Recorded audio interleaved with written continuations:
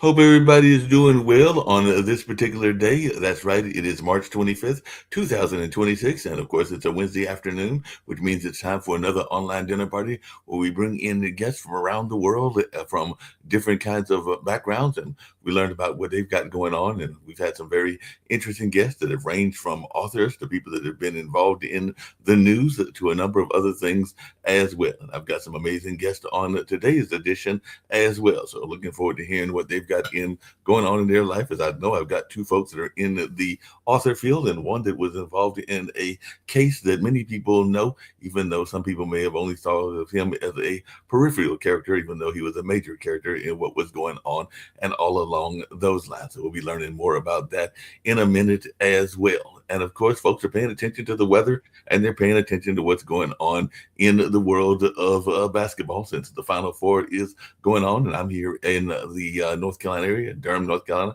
where Duke is still in the Sweet 16, but UNC got ousted fairly early. I think it was in like the first round and all along those lines. And after they were ousted, they got rid of their coach, Hubert Davis. So they'll be on the coach search and everything like that. And of course, people have been paying attention to the weather and the politics, whether it's what's going on in Israel, what's going on in Ukraine, what's going on in a number of other places as well. But as far as the weather here is kind of schizophrenic. I think that today it's been like around the 50s or the 60s. So it's definitely feeling spring like, but we had a day or two where it was feeling kind of wintry and everything like that. So it is definitely going to get to the regular spring like weather. And of course, once spring hits, that'll be some time for some uh, conversations about festivals and all along those lines. And yours truly has been involved in a number of them.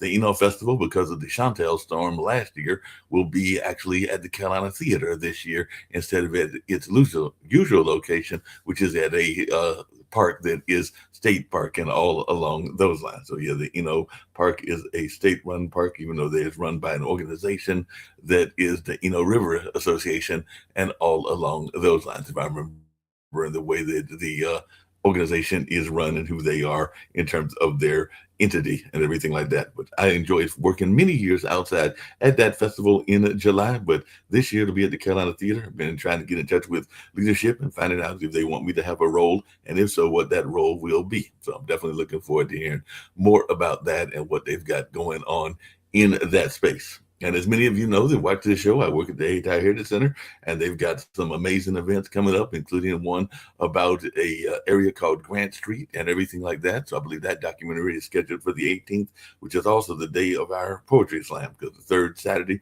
is always when we have our poetry slam. And I think that this is actually going to be a competition with some other teams as well, because the Bull City Slam team does fairly well every year, and we'll see how they do in competition, because I think this is a competition one, if my memory is serving me correctly in that particular regards and all along those lines. So it ought to be fascinating to see what goes on in that space. And then on the 30th, a jazz legend, Brother Youssef. There's some people like Kenny Dalsheimer and Raphael that did a film about him and his legacy and all along those lines. So that'll be shown on the 30th. And so that'll definitely be some good events going on. And I understand we might even be starting to do some things in the video game space with like some activities going on regularly, including maybe even some gaming contests, and definitely having the young people involved in that space as well. So that's something going on.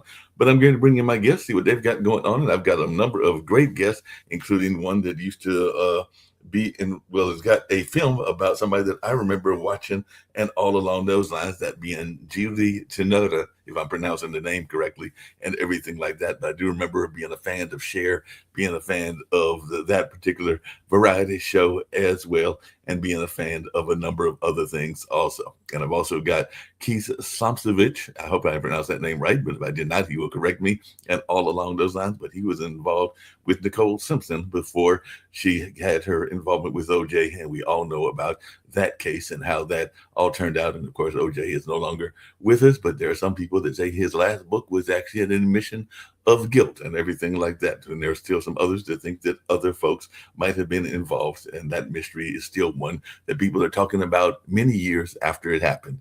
And I've also got Beth Polano Dutzik, who is involved in the romance world and all along those lines, but it's definitely got some mysteries and things like that. So I'm gonna bring my guests in. I think I'll bring in Brent first, and I'll bring in some of the other ones as well. We're going to be learning about some of the things that they've got going on and what they've got going on in their life. And there may be some others, including some filmmakers that I just recently met because I went to a North Carolina Climate Collective film festival. It was the 4 R's, and one of those R's was resist, and I forgot what the other 3 R's were, but they wanted the films to all be in that nature, and they actually did something unusual. All the films were shot on the telephone and everything like that. So I went to that particular festival on Sunday, and I think some of those filmmakers may be showing up if they are able to make it in, and all along those lines, because there were some cute films, there were some documentaries, there were some that were very poetic, and all along those lines. But right now, I'm gonna bring in Brent, see what he's got going on with this film that he did about Judy Tenoda, and definitely I probably with pronouncing the name, even though, like I said, I was a big fan growing up of a lot of the variety shows because I'm in my mid 60s. Well, I'll be in my I turned 64 on July 1st and everything like that. But I was definitely a fan of Lafayette, a fan of Judy's, a fan of Cher, a fan of a number of those folks that had those kind of shows during that particular era and that particular time and everything like that. So I'm curious to see how you got involved. I know that there was an actress that was supposed to be joining us, but hey, the wonders of acting is that you get gigs and everything like that. So she's actually got a working gig and everything like that. So I'm curious to see how you got involved with this icon of pop culture, because I would consider her an icon of pop culture, and how you got involved in creating this film that I understand is in part of a film festival as well.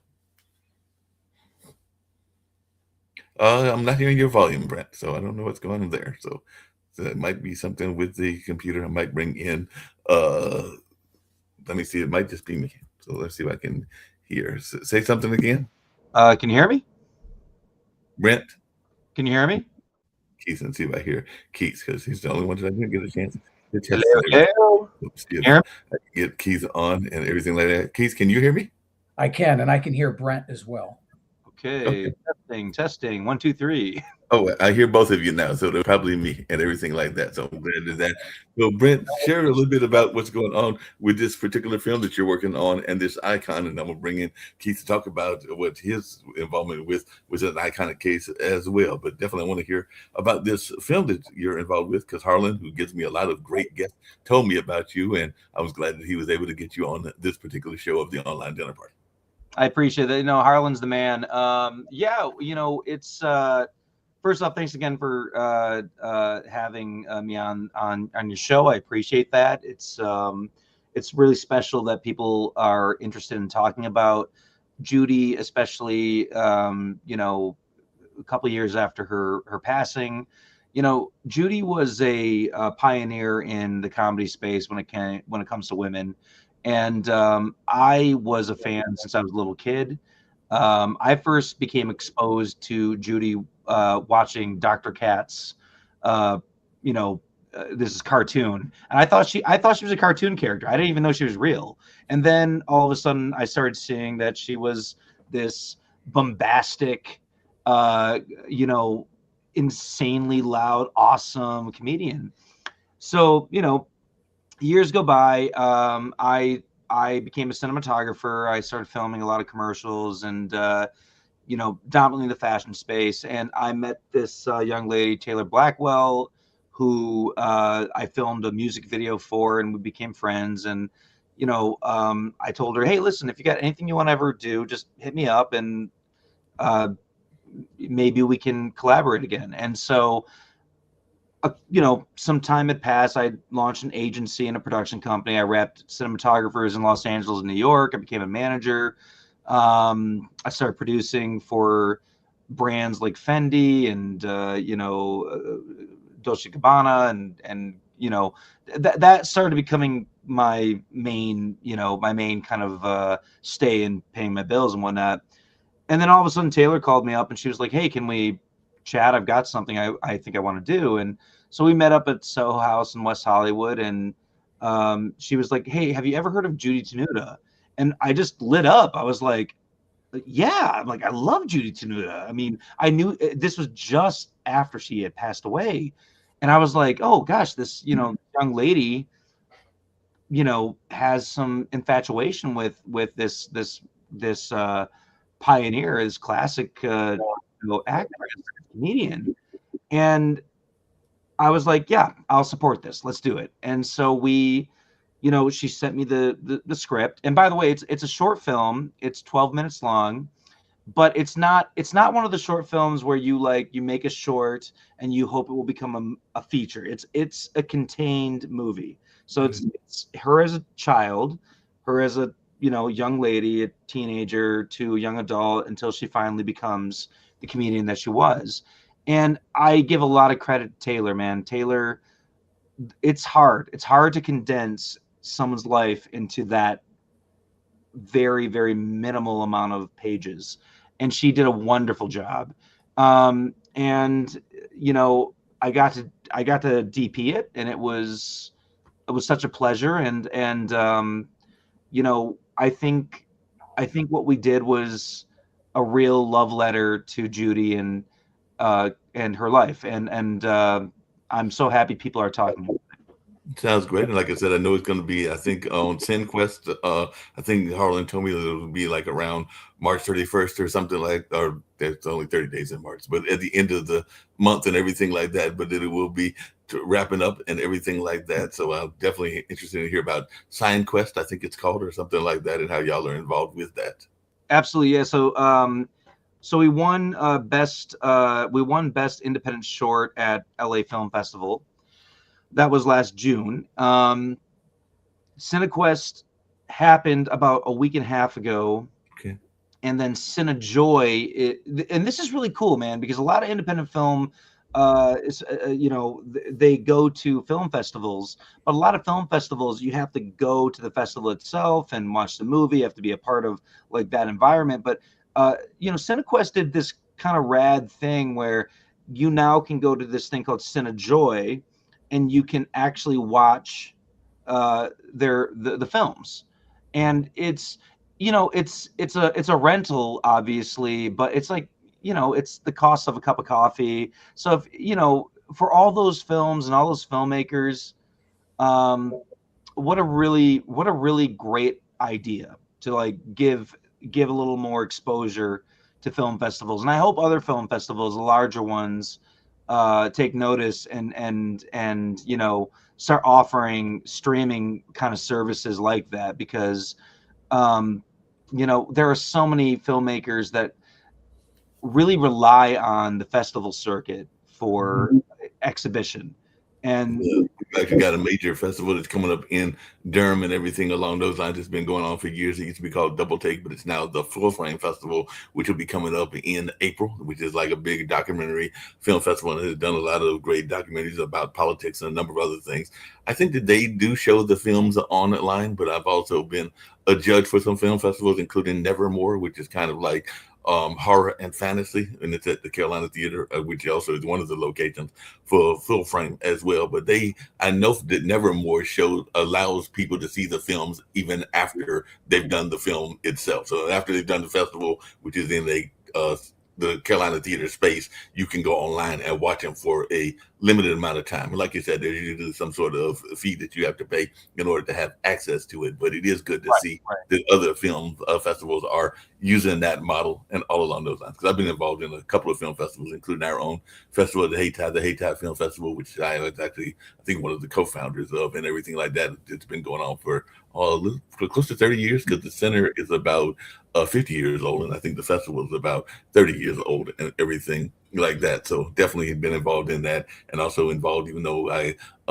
identify in the straight community and everything like that. There is a festival that is for those that are in the LGBT community. I think it's called Out South now, and everything like that. And I've been a judge on that festival because they want to have judges that are from various backgrounds, not just those that are within that particular community, and all along those lines. So I've been involved as a judge for them for a number of years. So it's going to be quite interesting and everything like that. I want to get to Keith, and I also want to bring up Beth as well. Keith, I was very fascinated by your story. And like I said, part of what I do in these shows is we learn from each other. And I love it when people even interact with each other and talk to each other as well. But I do remember, because at the time I'm a journalist by trade, went to Marquette University and everything like that. And of course, I'm a sports fan, a big Shaka Smart fan from Marquette, since that's this college that I graduated from, and definitely know that there were some even things going on in Milwaukee when I was there that I didn't find out about till after I left, because apparently there might have been that infamous cannibal that was living around that area at the time that I was in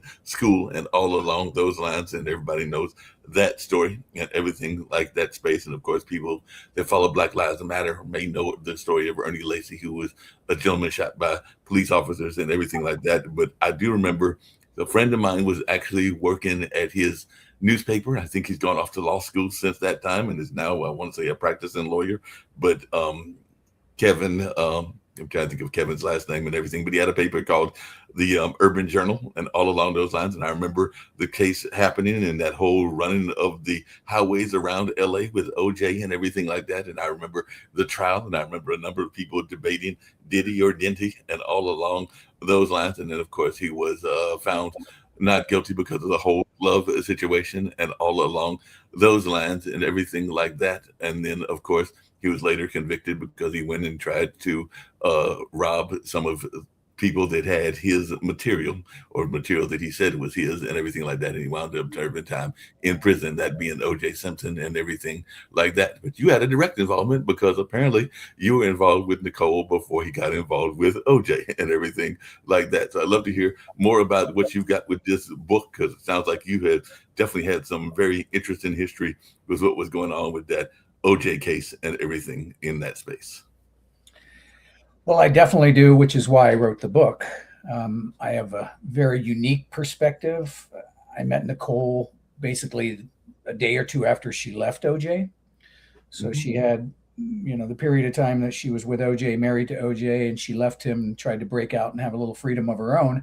That's when I met her, and we became involved in a romantic relationship, which eventually turned into an incredible friendship.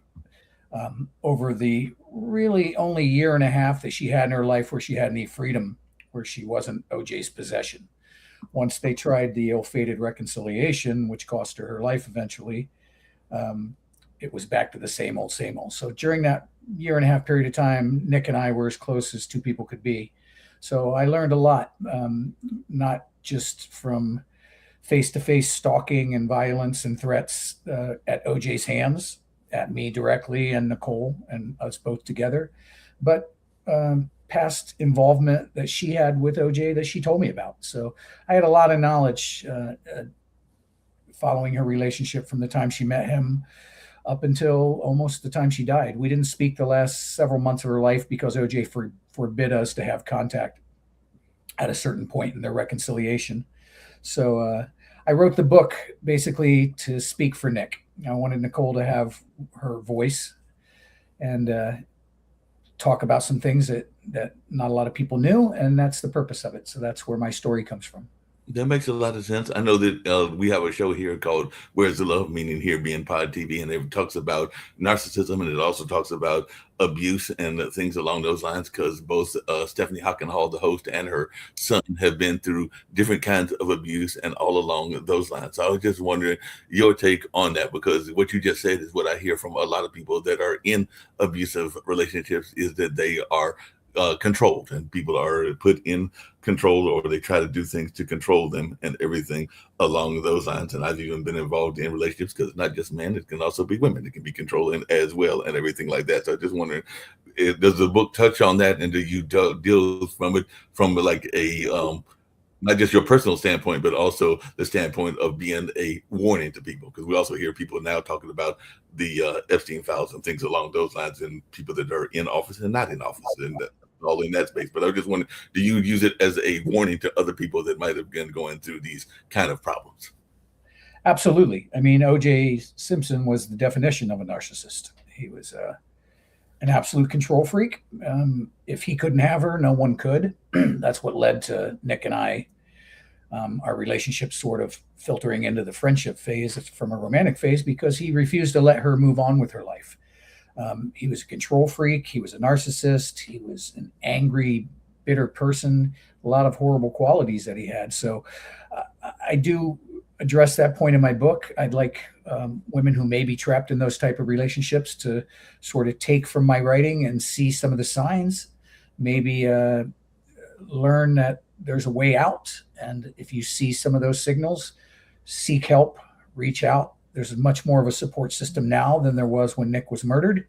I think partially thanks to her and her name that a lot of organizations sprung up. So I'd like women to take from that and possibly get out of a relationship that might lead to the ultimate fate that Nicole suffered, which was her murder. Yeah. And I actually kind of alluded to it earlier. There are still people that speculate that the son and his best friend and others were involved. And like I said, I have had people online and other places that have said that they felt that that last book that he wrote was almost like his way of admitting guilt, even though he never came out and stated that he was guilty and everything along those lines. So it's one that was involved in knowing Nicole Brown Simpson and everything like that. What is your take on his guilt and whether he was acting alone or solo and all along those lines? Because there's been, even to this time, and we're talking decades later, still speculation as to the veracity of what was going on and also whether the case was handled correctly. Because we know we have a famous case here in Durham, North Carolina, the Michael Peterson case, and he definitely was convicted of murdering his wife and everything along those lines. And that was the case that made the movie Staircase about and everything like that, because he was the one that was involved in that and actually knew his wife and was actually at the party that was going on before she was murdered as well. So I just wanted your take on the trial itself, and also whether you feel that he was acting alone and whether we ever found the full truth. Well, he was guilty, obviously. The jury got it wrong for multiple reasons. They admit themselves publicly on camera that they knew he was guilty, but they thought it was their chance to get one back. So the prosecution made some mistakes. I don't think I would have done it completely the way they did, but that didn't discount the evidence. So, I've never seen anything in my 32 some odd years since the murders that have shown me that OJ was not guilty of these crimes. So I have to live with that every day. I have to live with the fact that the jury got it wrong. My evidence and my testimony could only do so much. I testified for the grand jury at length and then was under subpoena to both the prosecution and, oddly enough, the defense, in some strange little ploy they had to use me, but never did. So it was just a crazy situation, and I wish we could go back in time and put him away for that. I got a little bit of solace from the fact that he served some time for that second crime that you mentioned earlier, the armed robbery in Las Vegas. I wish it would have been longer, but I'm glad he's gone now. I waited until he was dead to write the book because I didn't feel safe talking about some of the things I talk about in the book about his past and things that Nicole told me. I knew it would be a sore subject with him. So if I put it down on paper before that, he would have certainly come after me. There's no doubt in my mind. So I waited until he died. It took a little time to process it, wrote the book, and I'd like people to give it a read and sort of see the inside of what transpired. Yeah. Before I get to Beth, and I also do have those two filmmakers that I mentioned from the festival that I was at over this weekend and everything like that, and they will have some insights about filmmaking and also just creativity and all along those lines. But before I get to that, and this is for both you and Brendan and everything, one of my roles at Hayti is being their staff historian, and there is, of course, a stained glass picture of Mr. Duke, because Mr. Duke was having one of those vanity moments, and he would give some money to what was the Black Wall Street and everything like that. But in return, and this is the same Mr. Duke that is the founder of Duke University and everything like that, he has a bigger stained glass than even Jesus himself, because, of course, it is a converted church that is now an event center and all in that space, and a historical venue as well. But yeah, even when we have talks, there's oftentimes people that are startled by that and amazed by that, and it is definitely a focal point. So one of the things I'm a big fan of is telling history, warts and all. So I was just wondering y'all's thoughts on how much of the both negative and positive are you comfortable with talking about, and how much do you think that that's important for people that are doing things that are factual to bring out in their works? Because we all know about not Jesse, but Thomas Jefferson and Sally Hemings and a number of other historical figures. And of course, there's even now things coming out about Cesar Chavez and things like that. So I just wondered how important do you think it is for people to tell the facts, as I like to say, warts and all? Well, if that's directed at me, I can only speak for what I know. And that's what I did in my book. I told my story. I told factual evidence from what I witnessed with my own eyes and from what I was told directly from Nicole. So Yeah. the reader can take from that what they want. They can draw their own conclusions as to OJ's guilt or innocent. I simply presented what I knew as factual evidence. That makes sense. Brent, I know that Judy was a icon, like you said, but I'm sure that she was also a pioneer in a lot of communities. Some people even called her a pioneer in the, I want to say, LGBT community and a number of other things like that. So even in this short that you did, how much of her narrative do you tell in terms of some of the things that she went through? Because I'm sure she went through some things, even in terms of like the way she was treated by Hollywood, because there are a lot of women comedians now, and a lot of them are very straightforward, and a lot of them tell some very racy things, and she might have been one of those early pioneers that helped in that. There were others before her, but there was definitely, she was one of those pioneers and giving people a voice and everything like that. So how much of that do you include in your creative work as well? Well, first off, I just wanted to say to Keith, I think it's incredible that you're sharing your story, and there's a lot of bravery to that, because obviously the spotlight that comes from such an enormous aspect of the 90s is that's gotta put a lot of pressure on you. So I just wanted to say how much I appreciated what you were saying, and it's a pleasure to be sitting on a call with you, and bravo for sharing your experience. Thank you. I appreciate that. Yeah. And then for Judy, one of the kind of pleasures about doing this short was, I reached out to Judy's partner, Vern, when we decided we wanted to do something about her and her life. I wanted to make sure I respected, because you can actually move forward doing projects about people in the limelight without asking for permission, but I really wanted to involve her estate, and her partner Vern was so open and willing to talk to Taylor and I, and to the point that Taylor, who wrote the script and also plays Judy in the film, actually wears Judy's actual clothing, plays her actual accordion. It was a really special experience. And I didn't get to meet Judy during her life, but during those 2 years of working with Vern and going to Judy's house, which is basically exactly the same as it was when she passed, we got to experience something, ostensibly getting to know her. And it's bittersweet, because it made me want to meet her before her death, obviously.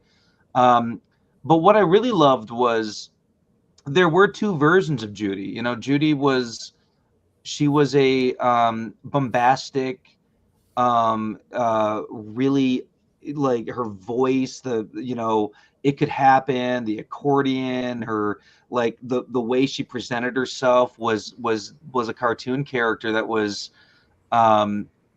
really exhilarating. And behind the scenes, she was a big Disney fan. She was kind of quiet. She worked a lot with Weird Al and with Paul Rubin, Pee Wee, and she was part of this moment that a lot of, like, men got to do, but women didn't. And I feel so just gracious that we got to say a little bit about what it was like to be a female voice in the 80s and the 90s, and to be a comedian during a time where the role was so male orientated.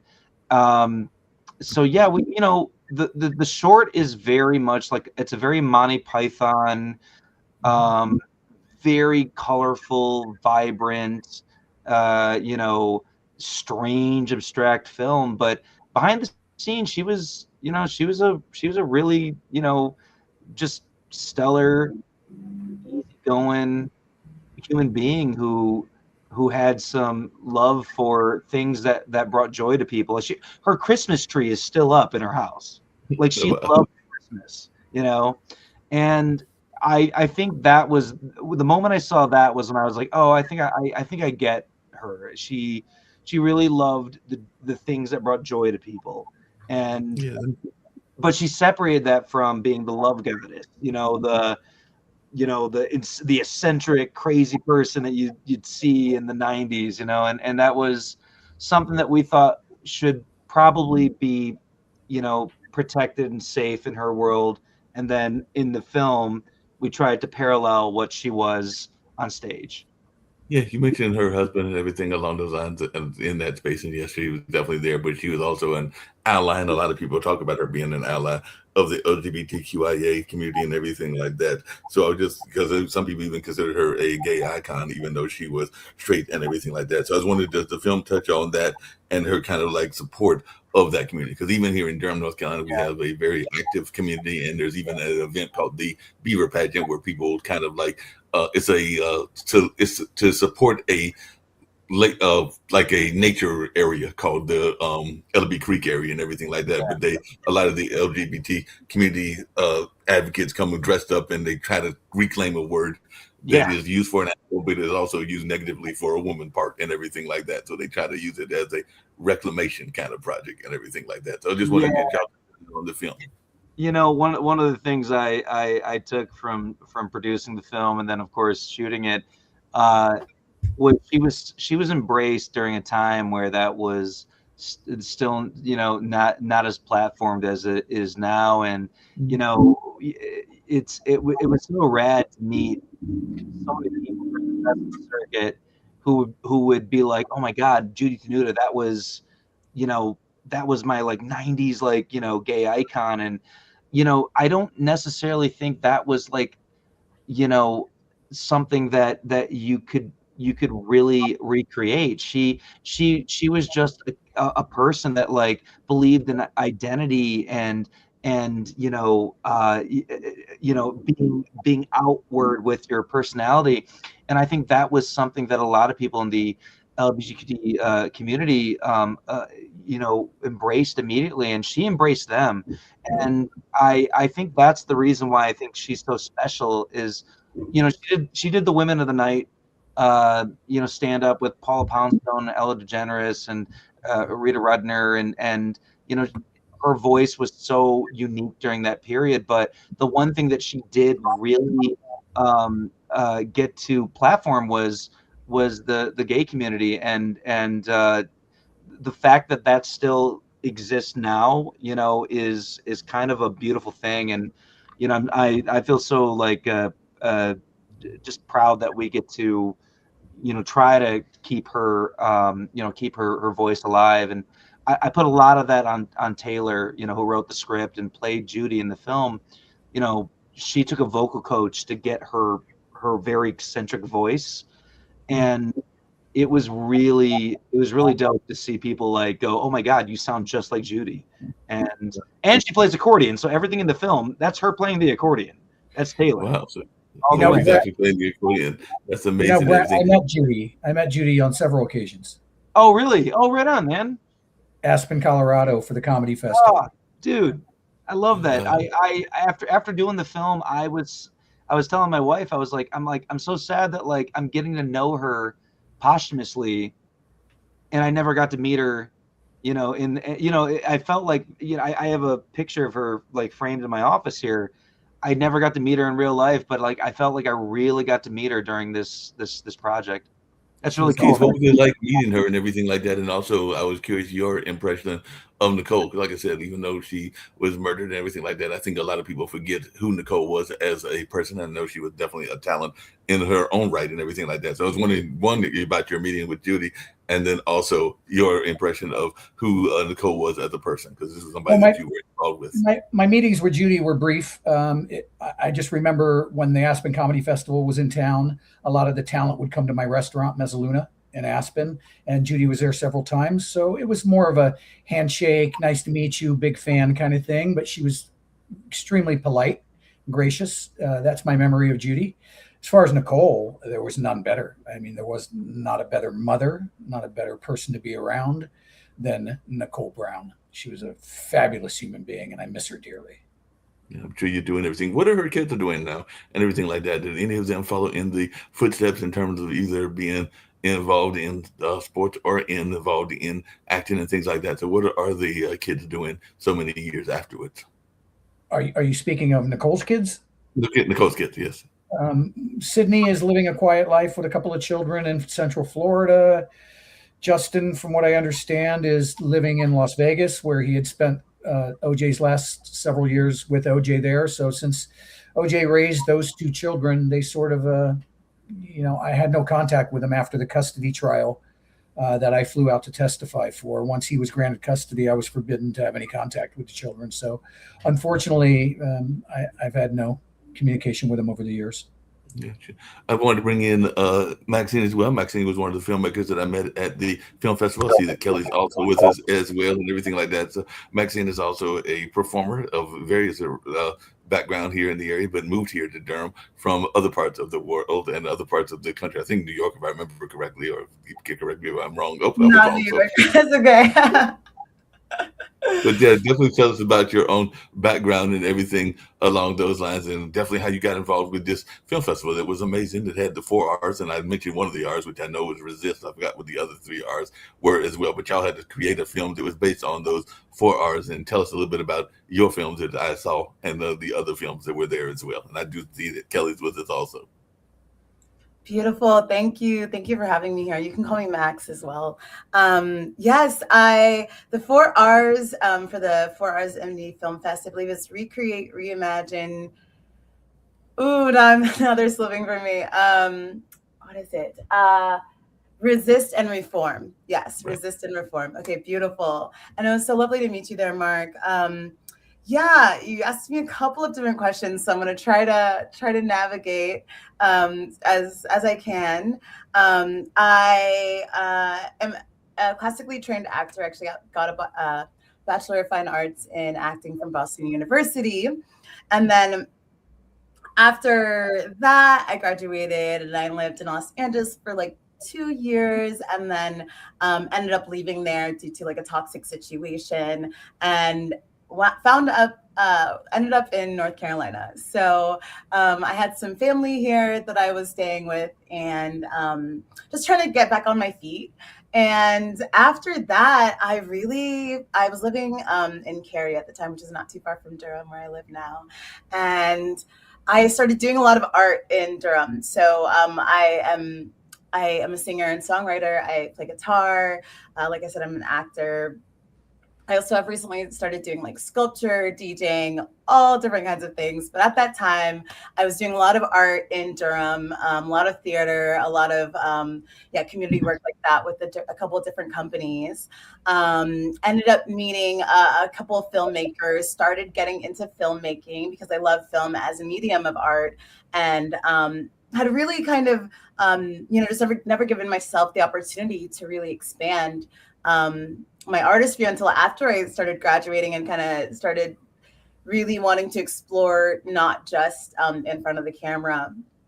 So I started filmmaking a couple of years ago and made 2 short films back in like 2017, 2018, that with my former business partner. And then after that, we decided to go our separate ways, and I ended up on this show called .org, which recently actually just got picked up by a distribution company as an episodic. And so the first year I was on .org, I got cast as the lead on the show. And then as I started working with the other collaborators, writers, director, I was invited to the collaborative and creative team. I'm now the lead director of this series, as well as a writer and producer. So all of that started getting me back into wanting to create my own films again. I love working collaboratively, but I also have, a very big heart for the earth, a very big heart for environmental justice, and that is become about a nonprofit environmental organization. And so I always have had big love for the earth and film, and have been doing residencies and fellowships and just like, trying to, cultivate and grow my artistry, and started working with the North Carolina Climate Justice Collective. I was invited to be an artist in residence, and we had a retreat last July. And it's so cool to work with them because they do amazing work in environmental justice. And I saw that they had this opportunity for this film festival. And the film festival has a different theme every year. And this year's theme was Best Me, Better We. I believe, yeah, I think that's what it was. Best Me, Better We. And so it was really exploring the idea of what it means, at the place we are in our society. I think there's a call for a lot of healing, right? There's a call for a lot of collectivism, community. Like, how are we going to get out of this into something so much more beautiful, the lives that we truly deserve to live? And so when I think about, how bettering ourselves, right, healing ourselves to not perpetuate the traumas, the pain, the suffering that we see in the collective, bettering our health, our mind, our bodies, our souls, our spirit will only radiate out as a ripple effect into the collective.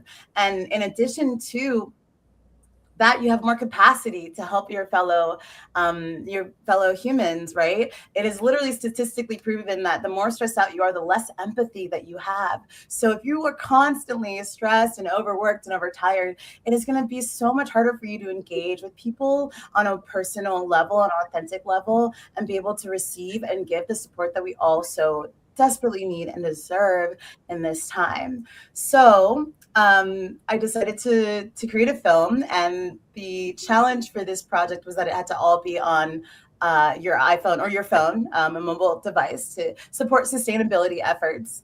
And so my film, When Gaia Speaks, was and is an opportunity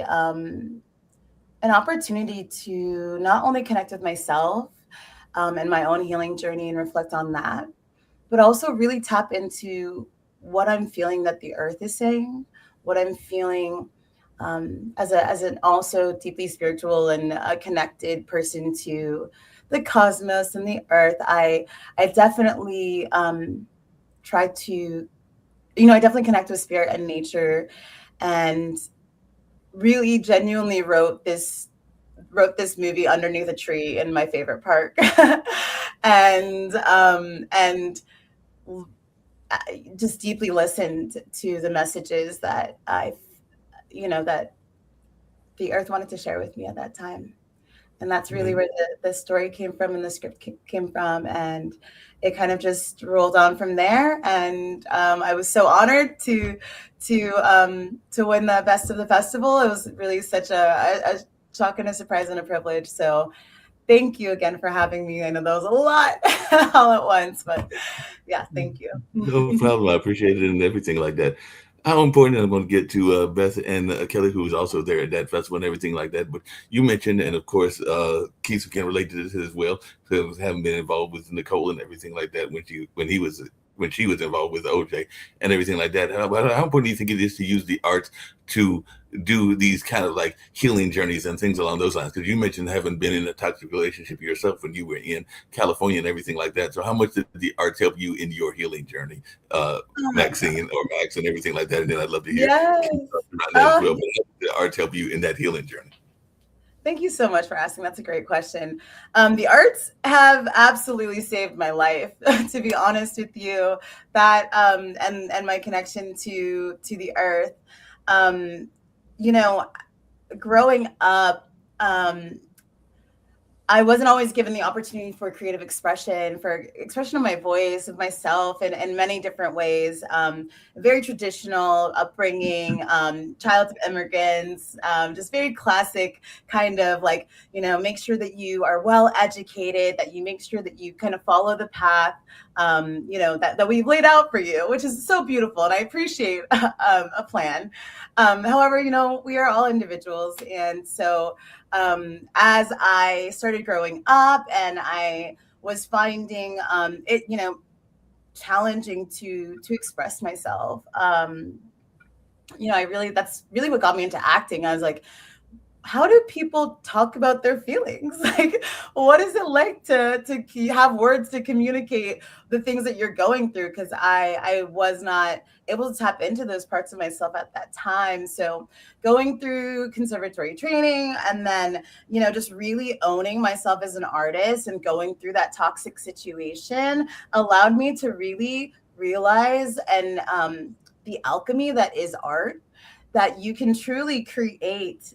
I think there's just something so beautiful about having an idea just in your mind that just comes to you, that you can literally see come into this reality, right? Whether it be a sculpture and a painting or a film or a song. So really just tapping into my own experiences of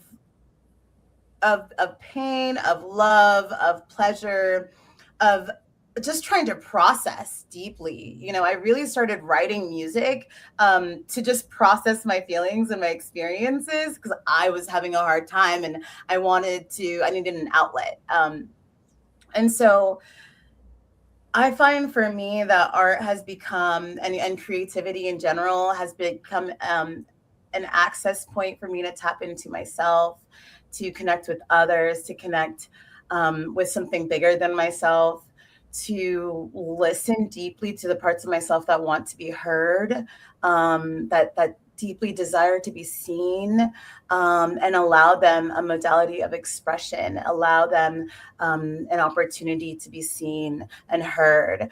And I feel like I also, you know, kind of tap in and absorb and feel what the energy of the earth is going through, and what we're all kind of going through. And I think there's something beautiful about creating like specificity in your work that becomes universal, right? Like we all may not have had, you know, the same situation, but we all know what toxicity feels like. You know, we all know what like fear and anger and heartbreak, right? And so being able to express something so deeply specific to me and have that be received universally and felt in a cathartic way is also, I think, part of the journey as well. So yeah, I hope that was That makes a lot of sense. Appreciate that and everything like that. Beth, I definitely didn't want to leave you out and everything. You're in that whole romance space and everything like that. And you've got this amazing book. You heard some of these other conversations as well, but I want to hear from you. And of course, I also want to hear from Kelly, who is one of the filmmakers that I met this past weekend as well on Sunday and everything like that. But Beth, I know we've met through some of the worlds of the internet and everything like that. But share a little bit about your romance, because it also has some factual basis, even though it's totally fiction from what I understand and everything like that. But definitely Yes. share a little bit about what you've got going on with your romance novels. Well, it isn't necessarily romance. And first I want to say, Brent, my books will, I will be writing a screenplay and hoping to get that on a streaming. So I will remember you. And I will also remember Max, because I'm in tune with, I manifest every morning and ask for what I want. And the universe usually does come if you ask. And Keith, I was glued to the TV during that trial. I mean, I wouldn't leave my house, and I had to pick my kids up at school, and I'm like, oh no, I'm going to miss it. So I can relate to all of you in different ways, but my series is something that I had in my head, and Max, you talked about it. I had it in my head for 25 years, and I was a frustrated singer. My parents told me, we're not paying for school to go to acting. So those two things were always in my head that I wanted to do. And about 25 years ago, I started getting an idea. My story is based in the 1970s club scene, basically in New York, because I'm a New York girl. And it was a very vibrant time to be in the New York club scene. And I had many friends, and I also had a serious boyfriend. So I lived not the full rock and roll lifestyle, but the club, which is the same thing. It's the same grind. It's the same pitfalls. It really was drugs, sex, and rock and roll. To, that's the way I explain it to people, is it really was that. And as the years went on, I started getting these black and white vignettes in my head, and I started stringing them together. And one day, literally, I was cleaning my house, and I have 3 other stories that are in the back of my head that are totally different. But I keep telling them, go back on the bookshelf because I'm not ready for you. And I started getting the story in color. And I went into the shower, and Max, you can relate to that. Once the idea, the story comes through you, you cannot stop. And I haven't stopped writing. The series is 8 books, and it follows, it's a love story, but it also follows the rock scene and how it changes and morphs over a 20-year period, and what these characters have to go through in order to, they don't necessarily avoid the pitfalls, and what does it do to relationships. So it's really, and there are bits of myself, honestly, throughout all 8 books. I put a little bit of me because the female character, and I say this, she's me, I'm her. When I'm writing the story, and I have 3 books published, and 4 or 5 are written, and 6 is almost done. And I know where I'm going with 7 and 8. I just need to get there. But I'm in the middle of a lot of marketing. As all of you know, marketing is the big thing, and getting your face out there. And you have a good product, but it's like, okay, how do I get in front of your face for you to love it? And I do have a collaboration because I'm self-published, and I went through a lot of, I went to a site, and there are so many bad self-publishing companies, and you got to weed those guys out. And there were 7 or 8 that were greenlit. And I came upon a woman, and we literally built a team. It was, this is my marketing person, this is my editor, this is the woman who does my website, my book covers, And we just recently, a couple of months ago, I was like, okay, the book isn't moving because we were positioning it as a typical romance. And so one of my crew there, and we collaborate. It's not me telling them, it's us coming together and saying, okay, what's the best thing? And one of them said, this is a saga. This is 8 books. This is a story that runs through people's lives. It's not just love. It's rock and roll. And she was like, Beth, you're larger than life. You need to go out there and sell that, because the story is partly you, but it's fictionalized. And so that's the thing. And she said, these books are going to be a TV series, like the Thornbirds, this. And I said, I should be so lucky. But I know it's good. And so once I get to the end of book 6, which I'm almost there, I did a podcast with a gentleman who was a screenwriter and author.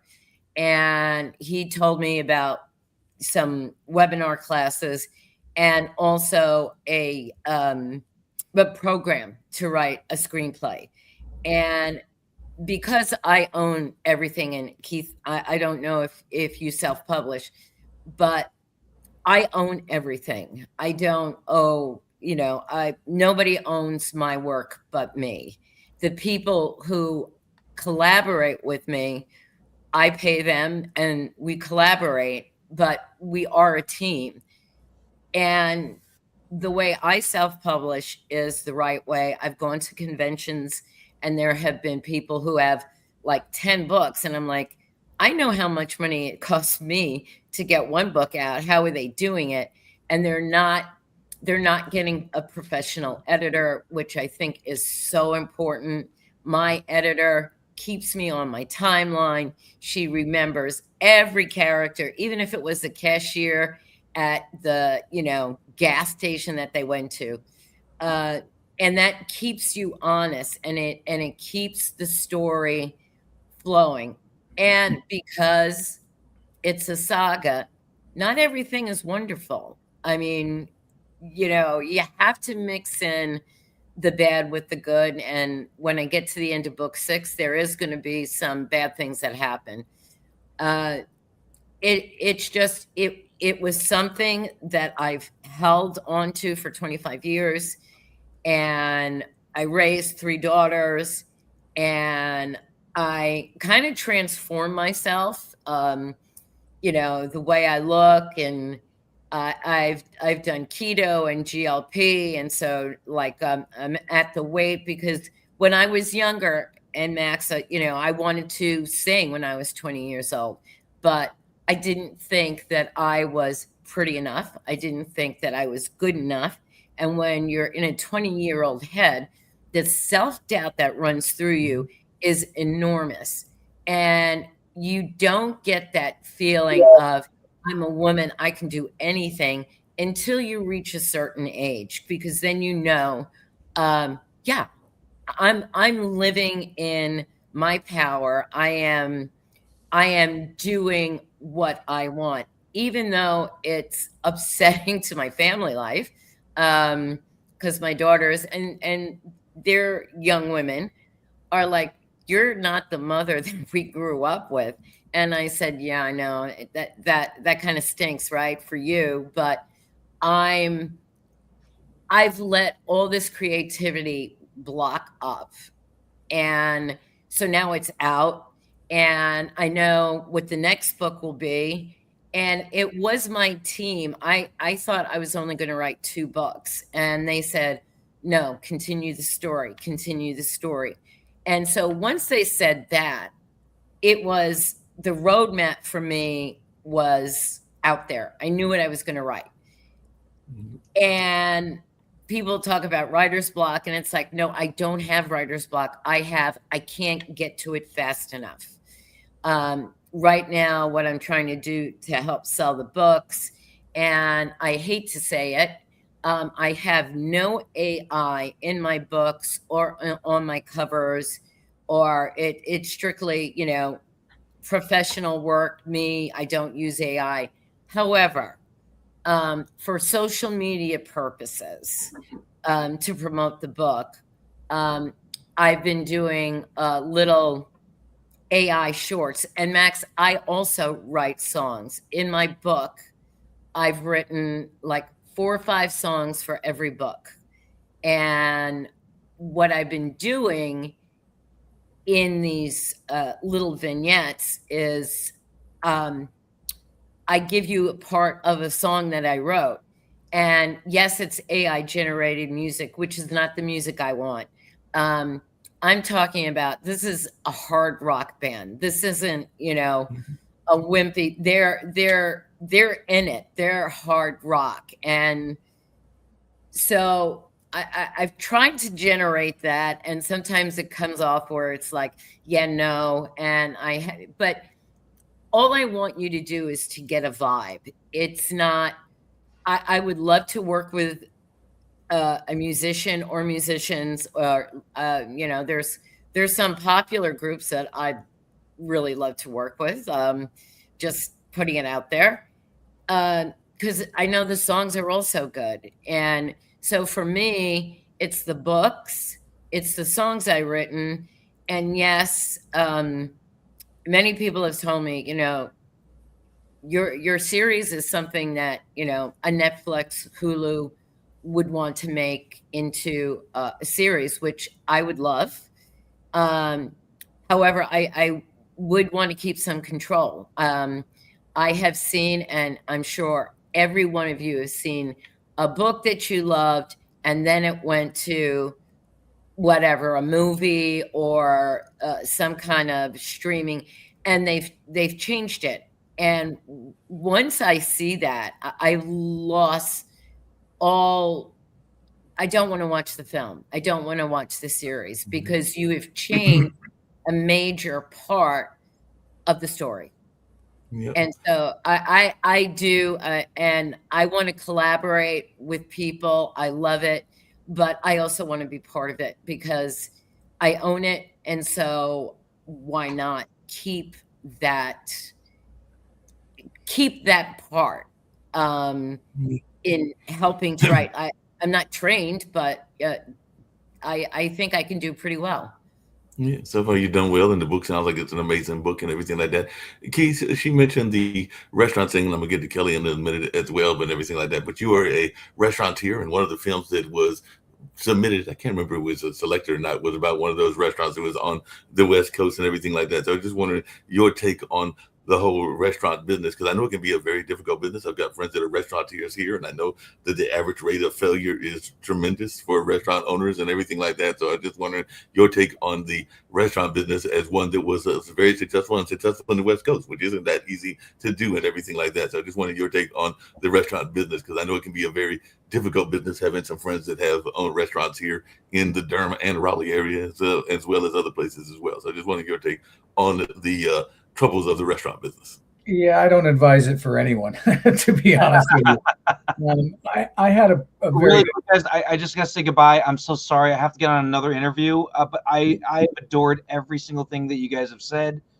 Thank you so much for sharing your stories, and I will be following all of you guys for just to see what I appreciate it. Brent, before you leave, one of the things that I get everybody to do before they leave, and I'm going to get everybody to do it, so before you go, I know you got to get the other call, is if you can give a message of positivity for the community and also how people can reach you, and also if they want to get a see the film in any form or fashion and everything like that. So if you want to give that, but definitely give a message of positivity, because I get all my guests to do that no matter who they are.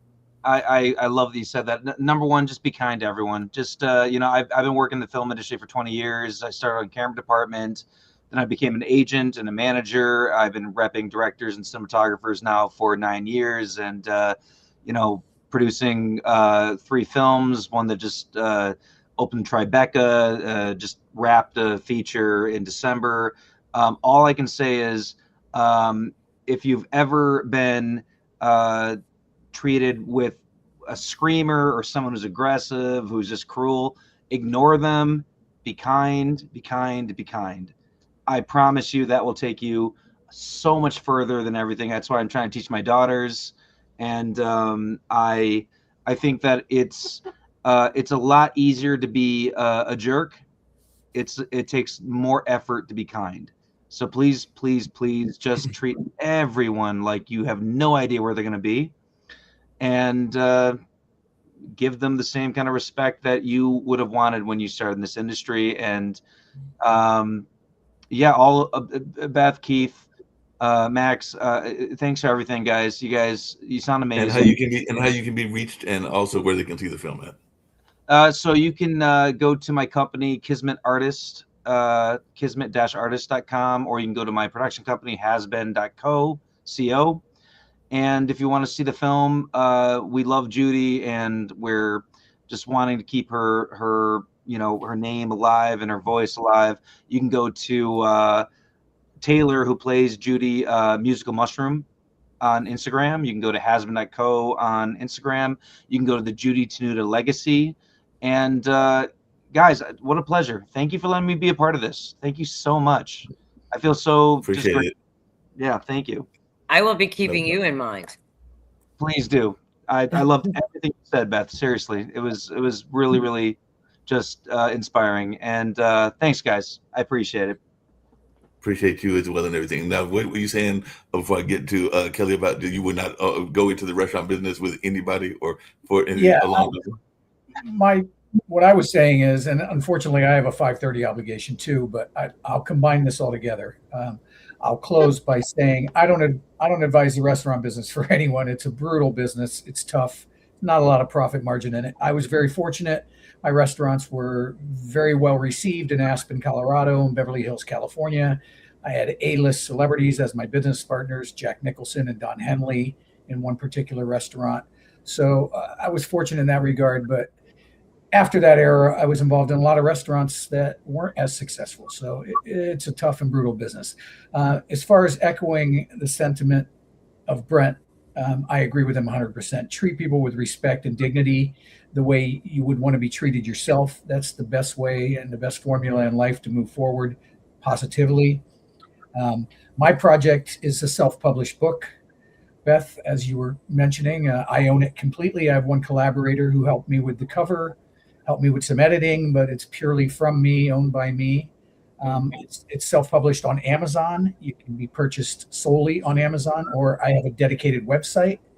I couldn't secure the name of the book, but I got ojstalkedme.com, all one word. So people can go to that website, which will take you to Amazon and give you a synopsis of the book, a little history about myself, and a little about my story. So that's where you can get it. That's where you can buy it, and hopefully people will enjoy it. I hate to leave you guys. I have another. And you got to leave, like I said, the question I asked Brent as well. So if you can give a message of positivity, how you can be reached, and you kind of alluded to that and everything, and also because we touched on it, but didn't touch it fully. It's what you would like people to know about Nicole that they don't know, because a lot of people have this stereotype of Nicole Simpson and everything like that. So I'd like to hear your thoughts of what you would like people when they read the book to get to know about this woman that had a rich history of her own, even before being married to O.J. Simpson. Yeah, I just want people to know that Nicole was a living, breathing human being who was a mother, who was a wife, and it gets overshadowed sometimes. She gets lumped in as O.J. Simpson's possession, which she wasn't. She had a life of her own. She tried to break out from that and live that life, and when she did, it was taken away. But she was a wonderful, wonderful human being. She cared more about those children than she did about herself, which is why she tried the ill-fated reconciliation, was to have that family unit back together, and it eventually cost her life. So I want people to know, read the book, understand that Nick was an incredible human being and deserves to be looked at as that, and not O.J. Simpson's possession and wife. Right. And your message of positivity and how you can be reached. Well, I just want to echo Brent's sentiment that, treat people with respect and dignity, moving forward in life, like you would want to be treated yourself. Nobody wants to be talked down to. Nobody wants to be treated badly or negatively. It doesn't give you a good feeling. So if you treat people with dignity and respect, I think it'll get you a long way in life. And that's my voice of positivity. I appreciate it. Like I said, I think you said how folks can get the book through Amazon and stuff like that. So I appreciate you being a guest. Thank you, guys. And I'm sorry to miss some of your stories, but what I've heard so far is very inspiring, and I wish you all the best, and continue doing what you're doing. Thank you, guys. Thank you. Take it easy. Kelly, I want to get to you because I know that I met you at the same time that I met Max, and I also want to get to Lillian to hear more of her story as well. But definitely share a little bit about your story and how you got involved with the Climate Collective and everything like that in your film, and how you got involved in the creative space. Hey everybody, my name is Kelly Jolly. People call me the Tennessee Ukulele Lady. I call myself an Afro-Latino Georgia peach. I was born in South Carolina. I grew up in Decatur, Georgia, where it's greater. And then after graduating from college at South Carolina State University in Orangeburg, I moved to East Tennessee. And I lived in East Tennessee from 2002 till 2023. And I lived in Chattanooga, Knoxville, and then Johnson City, which was the last place I lived in Tennessee. And I was there for graduate school, where I earned a master's in communications and storytelling. So my life is full of music and storytelling and cultural organizing. And that's what I've been doing all my life. I've been a TV show host, a radio DJ, an elementary school music teacher. And just in the last couple of years, I've published my children's book. I just recorded my first solo album last week. And so I just take advantage of all ways to be creative, no matter what it is, as long as I have something to say. And tell us about your film. I know Max talked about her film, but tell us about your film that I saw during that film festival as well this past Sunday. Okay. So I'm just going to tell y'all because some of y'all weren't there. But if you were in the audience when the movie started, the film started, you would have seen first like the title. And then the next thing you would have seen would have been two of my Barbie dolls. Yes. So my short film was about two friends who were planning to do a girls' day out, but one of them was inspired to go and visit the monks, but the other friend was not that interested in in supporting that movement for peace, and so she had to be convinced. And by the end of the film, she was convinced to go visit the monks before going to spend her money on shopping at the mall. But the characters in the film are two dolls from my doll collection. I'm a doll collector and a doll maker. And if you go to my page on Instagram, my Jolly Good Dolly page, then you'll see some of the doll photography that I share and the short films that I like to make with my dolls. So, Pattern Pieces is the name of the film, and it includes some of my doll play, which I believe is important for women, especially Black women, because we at an early age are encouraged to leave our toys behind and to refrain from play and to take life seriously and and to not play around, and so I think, at me as I like spend my time now in my fourth decade, I've just decided that I play as much as I can. I don't blame you for doing that. Play is very good, and I've described the film as a kind of a ode to claymations because I do remember the old claymation kind of films where there would be characters and all along those lines, even though these are doll characters. But I thought of it as the old claymation type of characters where they would talk to each other and all along those lines. And I love the one line that you had in your film, Kelly, where the young lady was trying to be persuaded to go see the monks, and she was like, "The only walk I want to go is to walk to the cashier." And everything like Right. that. That line was hilarious because I love that line. He's like, I don't want to go. I just want to walk to the cashier and everything like that. And I agree with you about the notion of play. That's something we talk about on this show, and I'm gonna bring Lillian in as well and everything like that. But it seems like we don't encourage play enough and don't encourage creativity enough. One of the things that I don't have any kids of my own, but I have two nephews, and one of the things that I loved that my dad did when they were youngsters and they're teenagers now is he had them out looking at Mother Nature and looking at the trees and explaining what bugs they were seeing and what animals they were seeing, but he also still had them out at the soccer matches and at some of the other sports that they got involved in and everything like that. But he was very much encouraging them, as does my brother, my only brother, and everything, to be very much involved in that sense of wonderment. But I think that too often, not just Black women, but people in general, and particularly women, are encouraged not to have that sense of play and to get caught up in the rat race and everything like that. So it seems like Yeah, we're be feeling the serious. notion of creativity and play. Yeah, take things seriously. You don't have time for toys. You don't have time for play. But I think because I'm a musician and I play music, I sing all traditional African American music, jazz, blues, spirituals, folk music. I play ukulele and I sing. And one thing that you learn in jazz is that you have to play play well with others. Mhm. You need to be able to improvise, which is problem solving with a group. And so that idea of being open to improvising and world, I guess it's world like imagining building worlds, world building and imagining worlds and setting the scene, setting the stage for ideas and things. To me, that transfers over into everything I do, whether it's sewing and designing clothes or doll play or playing music, improvising, problem solving, being whimsical, playful, open minded.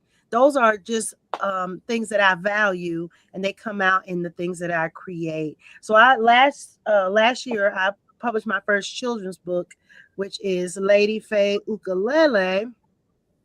And it's all about three friends who are ukulele players and fans of Lady Faye, who's a famous ukulele player from their town.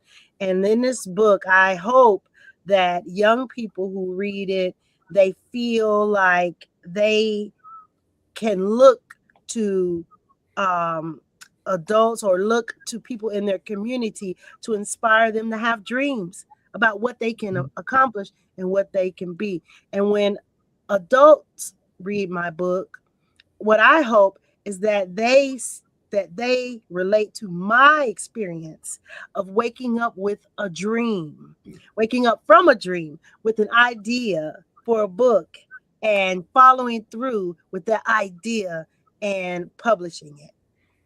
So that book is out. You can find it all on all book selling platforms. You can get it on Amazon and Ingram and Barnes and Noble and Walmart, and you get it everywhere.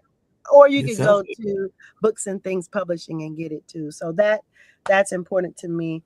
That I love that. I love that idea and everything like that, because I know that I don't know if they still exist, because I've been involved with a number of festivals. I mentioned the film festivals, but also musical festivals like the Eno and Centerfest and a number of others. And there was a band in Durham that was all ukulele players. I think it was the Durham Ukulele or something. Really?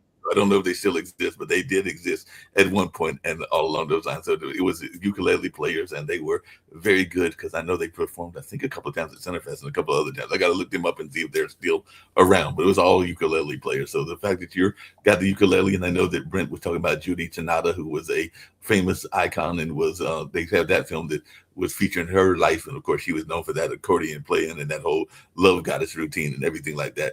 Lillian, you're the last guest on this particular show, but I want you to come on and share what you got going on and everything like that. And we touched on a lot of things that we touch on a lot of my shows in general, this online dinner party, which is the whole notion of the imposter syndrome. And I might want to hear y'all's thoughts about that and how y'all get past that. But first, I want you to introduce yourself and what you're all about.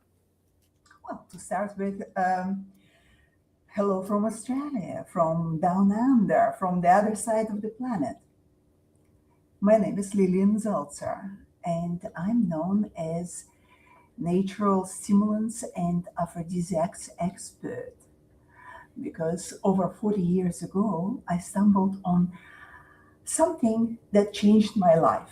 It was a simple thing that fell out of the book, just one page with love potion recipe. Well, I can see your eyes, you're all intrigued. Well, I wasn't. For me, I was in my early life. I said, well, what's that? It was my 10th wedding anniversary that my husband took me to Paris, and there he went to, I don't know if you've been to Paris, on the left bank, there are a lot of bookshops. And one of them was Shakespearean Company. And that's where my husband found book Boccaccio, Love Stories. It's 14th century author that wrote those short novels, love novels. And someone who owned that book before probably put page there, maybe as a joke or something. Well, but when it came out, I said, what kind of rubbish is that? But my husband is a medical doctor. So he looked at the ingredients and said, oh, well, just put it back. It looks like it's some sort of stimulants there. Okay. And I never thought of it again. But when we came back from Paris to Melbourne, that's where I live, that's where I am still here. Well, he decided to make it, to actually see how, it works or doesn't work. And that's how it started. So in those days, and I'm talking about 40 plus years back, there were no computers, or even Google didn't exist. So we went to the library and searched in books, and well, anyway, we went to Chinese shops to find all these different herbs, because mainly it was 18 botanicals that were on the list. And we couldn't find any. Well, we actually found one or two, but they were suspicious quality and origin. So one of the good guys, Chinese guy, said, listen, if you really want something good and you want to make it, you need to go to the places of origin where they grow in the wild and gather them there at their full potency. Well, makes sense, doesn't it? So, listen, I don't want to tire you with the whole story, but that discovery turned my life upside down. Every single holiday, we went on expedition to different country to find those stimulants. Well, it took us a long time because I worked. I had my own businesses, and so as my husband was working at the hospital, he's a doctor, and 2 children. So it wasn't that fast, but it took us probably 15 years altogether to put it all together. And my husband organized a lab, his own lab at the back of our house. And I'm pointing that way because that's where it's still there. There's an old stable because it's an old house here. And he made his own lab where he experimented with all different herbs, extraction of all those potent elements and putting it together, because on the actual recipe, and I still have it, well, there were no directions of how to make it, only the ingredients. And the title of that Love Potion recipe, I don't know if it was Love Potion or maybe it was from a pharmacist that did it. I don't know. Still, it's unknown who owned that book before. Well, there were no instructions, so my husband had to invent ways how to make it. So and then test. So we had tests done externally, internally. We went to Switzerland once it was made, to University of Lausanne to actually make experiments on human brain, how it works, because it worked on everyone, including me and my husband. And if you look at me now, I'm still on it. And anyway, I can continue for till tomorrow, because it is subject that is in my heart, and I still love it every single year till this year.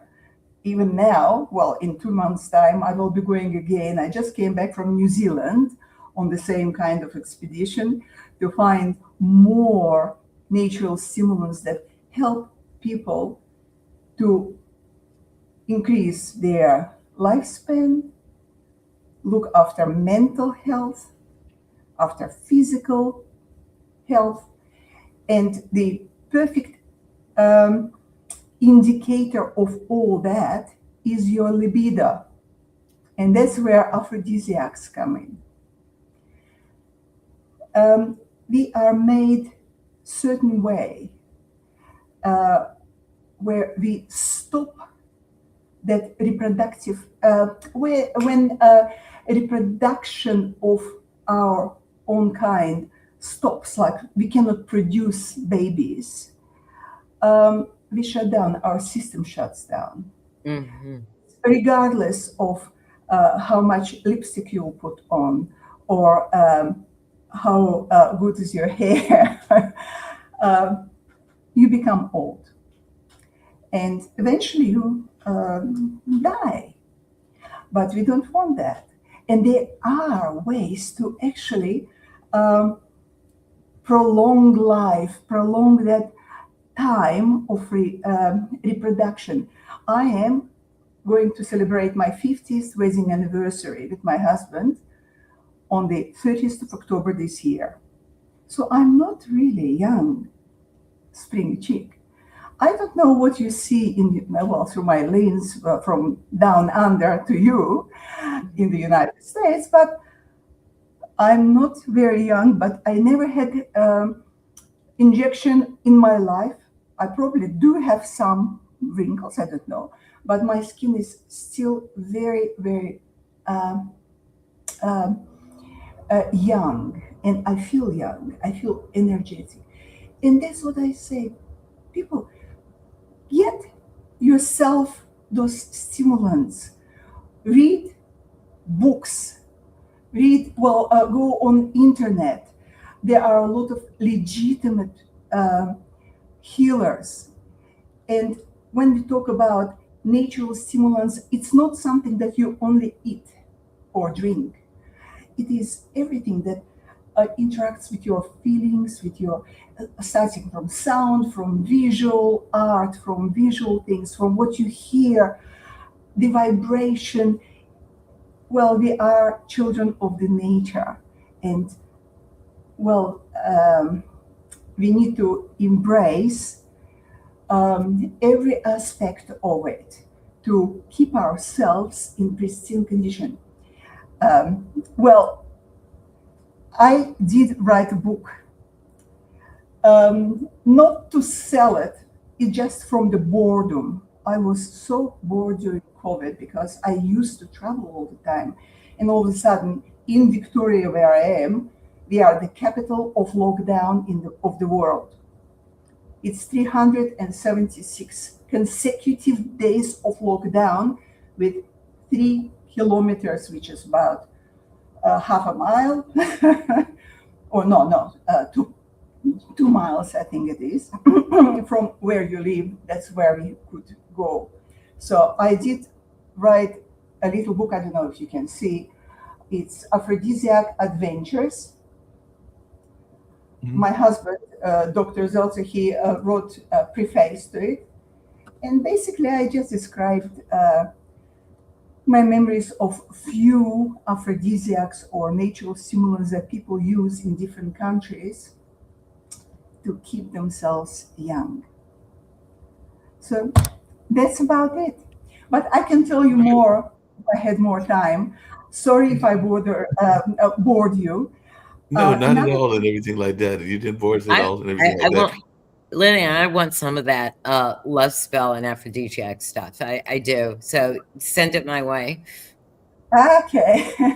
Yes, you have to get it sent. I'm sure even some of the young people might want it as well, and everything like that. But you bring up an interesting point, which is this notion of mindset. Because I had a African American woman, Mariana Alda, that talks about this notion that you don't have to take the whole Asian notion and the whole notion of sexual play out of your life and everything like that. Because she talks about how the notion of being Asian, like getting older, is a word that is also associated with a dog, and she's going to slap the heck out of that and everything like that. I think that's the title of her play and everything along those lines, because she's talking about how she is still active. And I want to say that Mariana Alda is maybe in her 70s or 80s or something like that, but she still prides herself on being active in her life and everything like that. And I've got some people even in my own family that are in their 80s and everything like that, and they're still active. They may not be trying to have children because, like you said, Mother Nature and just our physiology will only allow us to have kids, particularly women, at a certain amount of age and everything like that. Even though I was just talking to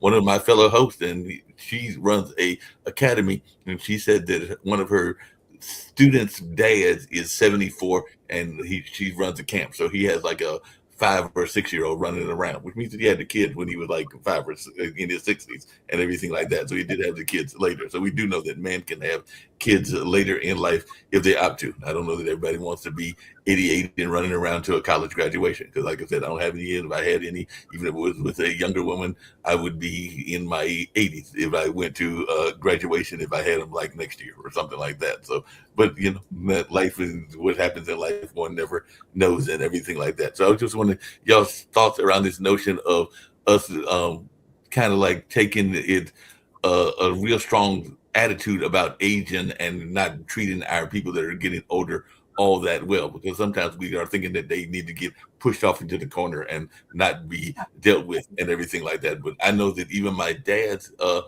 other half and his significant other, his lady love, as I like to call her, and everything like that. She is in, I want to say she's in her early 80s and is still an avid dancer and everything like that. So I just wanted y'all's take on this notion of still being involved in activity, even whether it's sexual or life activities when you are in your 70s, 80s, and 90s.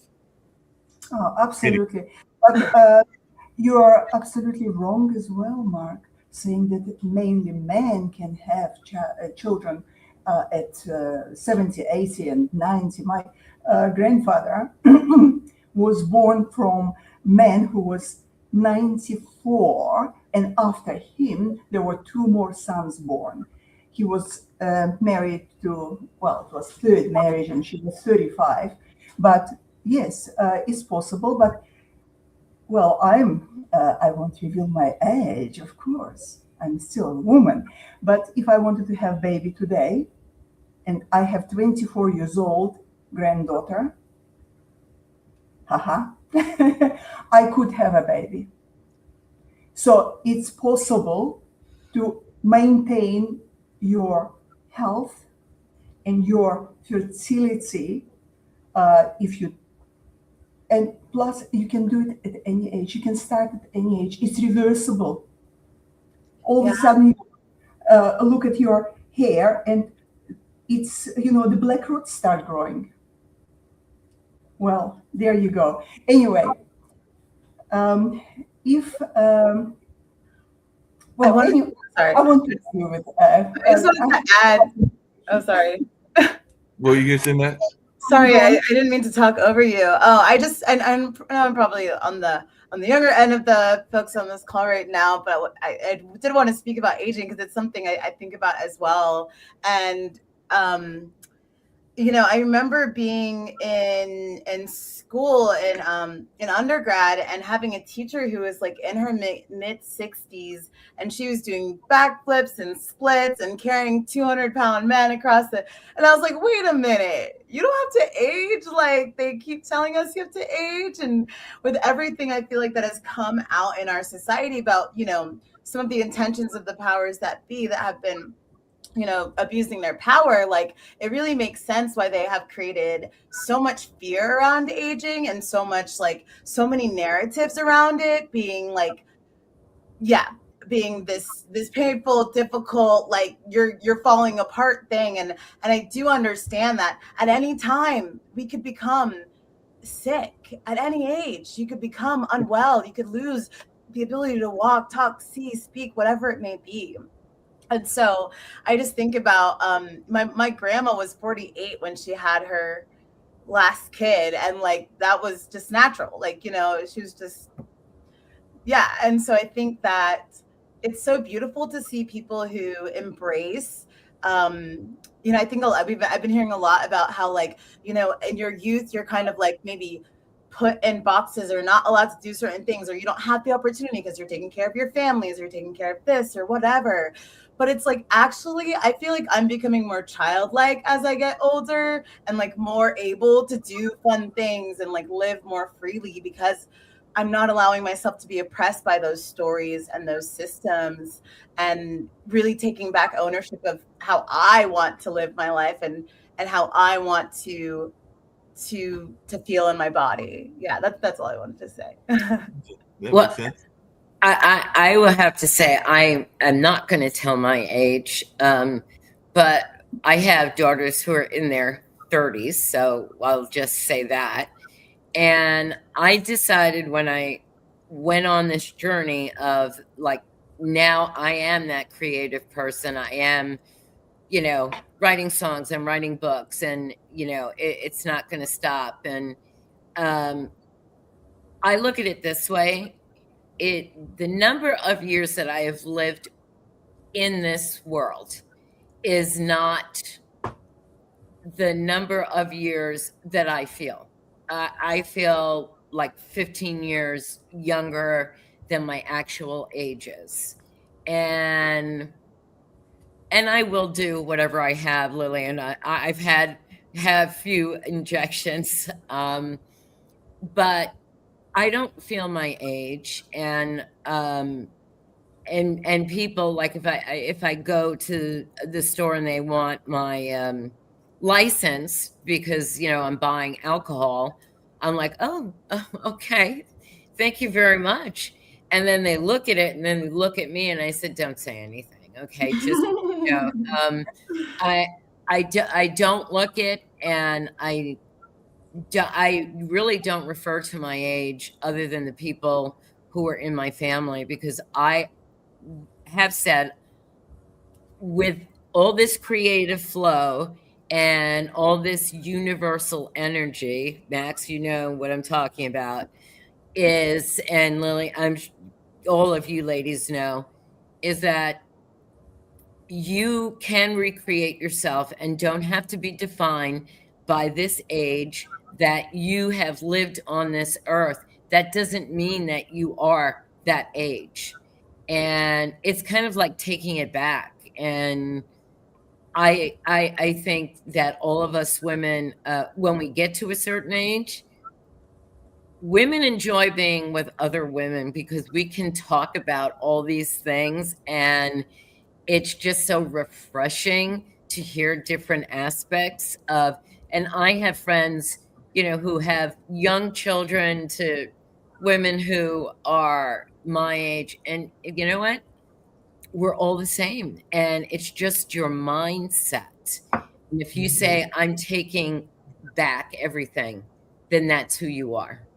That makes a lot of sense, and that's the reason I was chuckling a little bit, is because there is this stereotype that exists. I'm sure Kelly can relate to this as well, and everything, that when women get together, that they are talking about their relationships or going off into these corners and everything like this. And as the only man on the call right now, even though we had two others here as well, I can tell you that I've got a lot of friends that are fellow men and everything like that.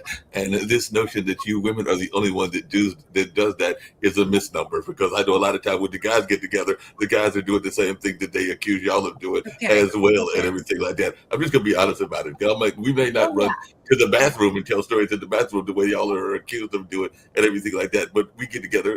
There's a sports bar. Half the conversation is about what's going on in the social life, whether that's the dating life or whether that's the other things that are going on as well. So this notion that it's only women that do that whole gossiping thing and everything like that, I'm gonna stop that right here, because men do the same thing. I'm happy to hear that, men, because I think it's healthy. Like, for us women, it's kind of like somebody's husband did something stupid, and then we're talking about it, and then it branches out. And yes, we do talk about that 3-letter word, sex, and we're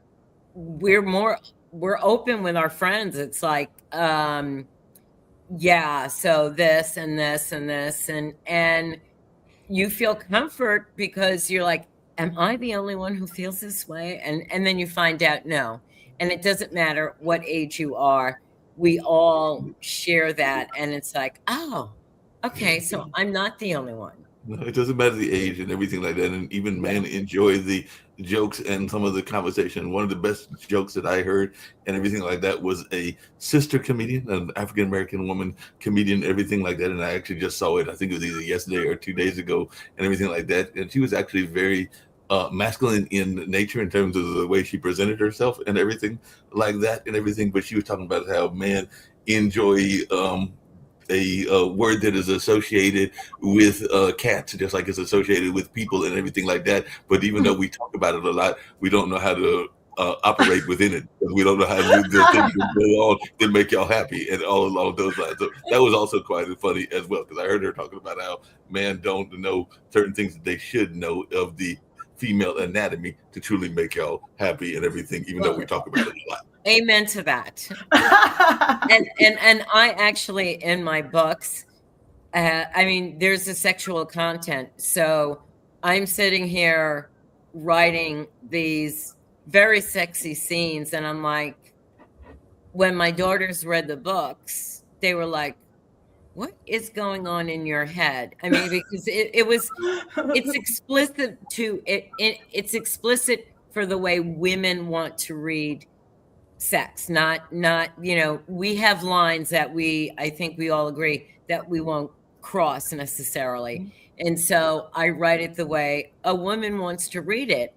But it was, I didn't know how to deal with my daughters reading it. And they were just like, what's in your head? You know, like every 20 pages, there's a sex scene. What are you doing?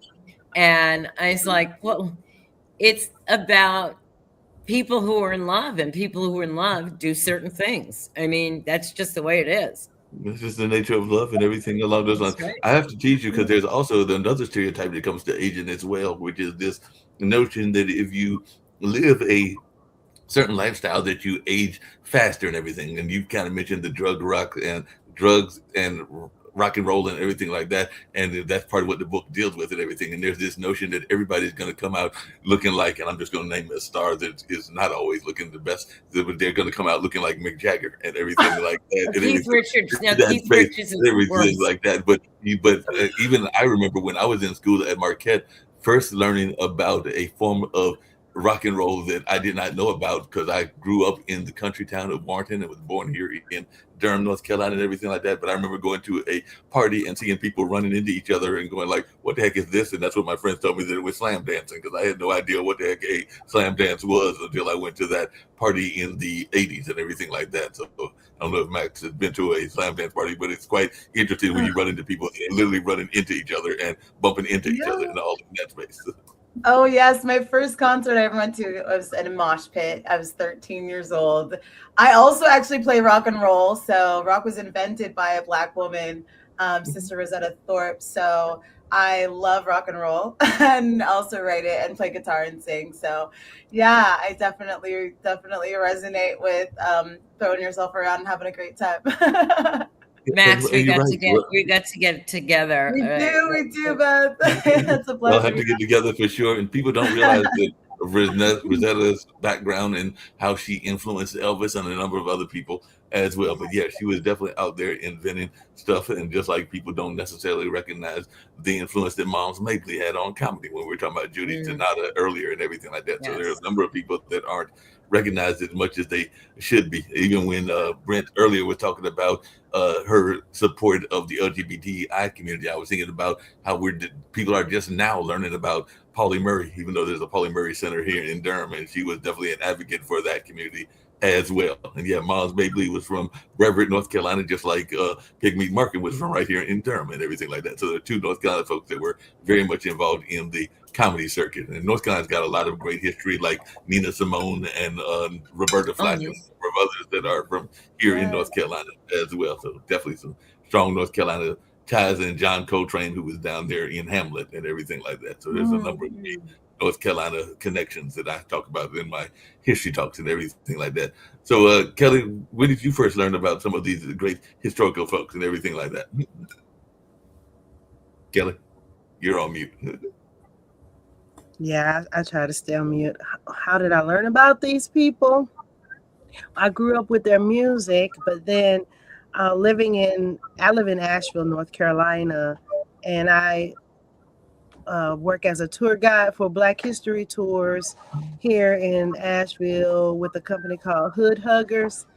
And so working with Hood Huggers, and I'm also a member of an organization called Black in Appalachia.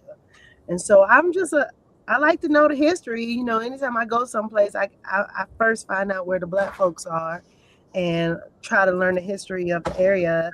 That's one of the reasons why I know about the Hayties, because when I lived in Knoxville, I was ensemble member of a Black theater company called Carpetbag Theater, and we performed a play called Between a Ballad and a Blues, which was about Howard Armstrong and the Tennessee Chocolate Drops, which was the inspiration for the Carolina Chocolate Drops.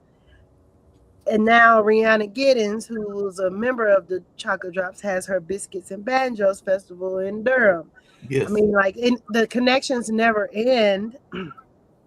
And I just like to know the history so I can be connected, more connected to people.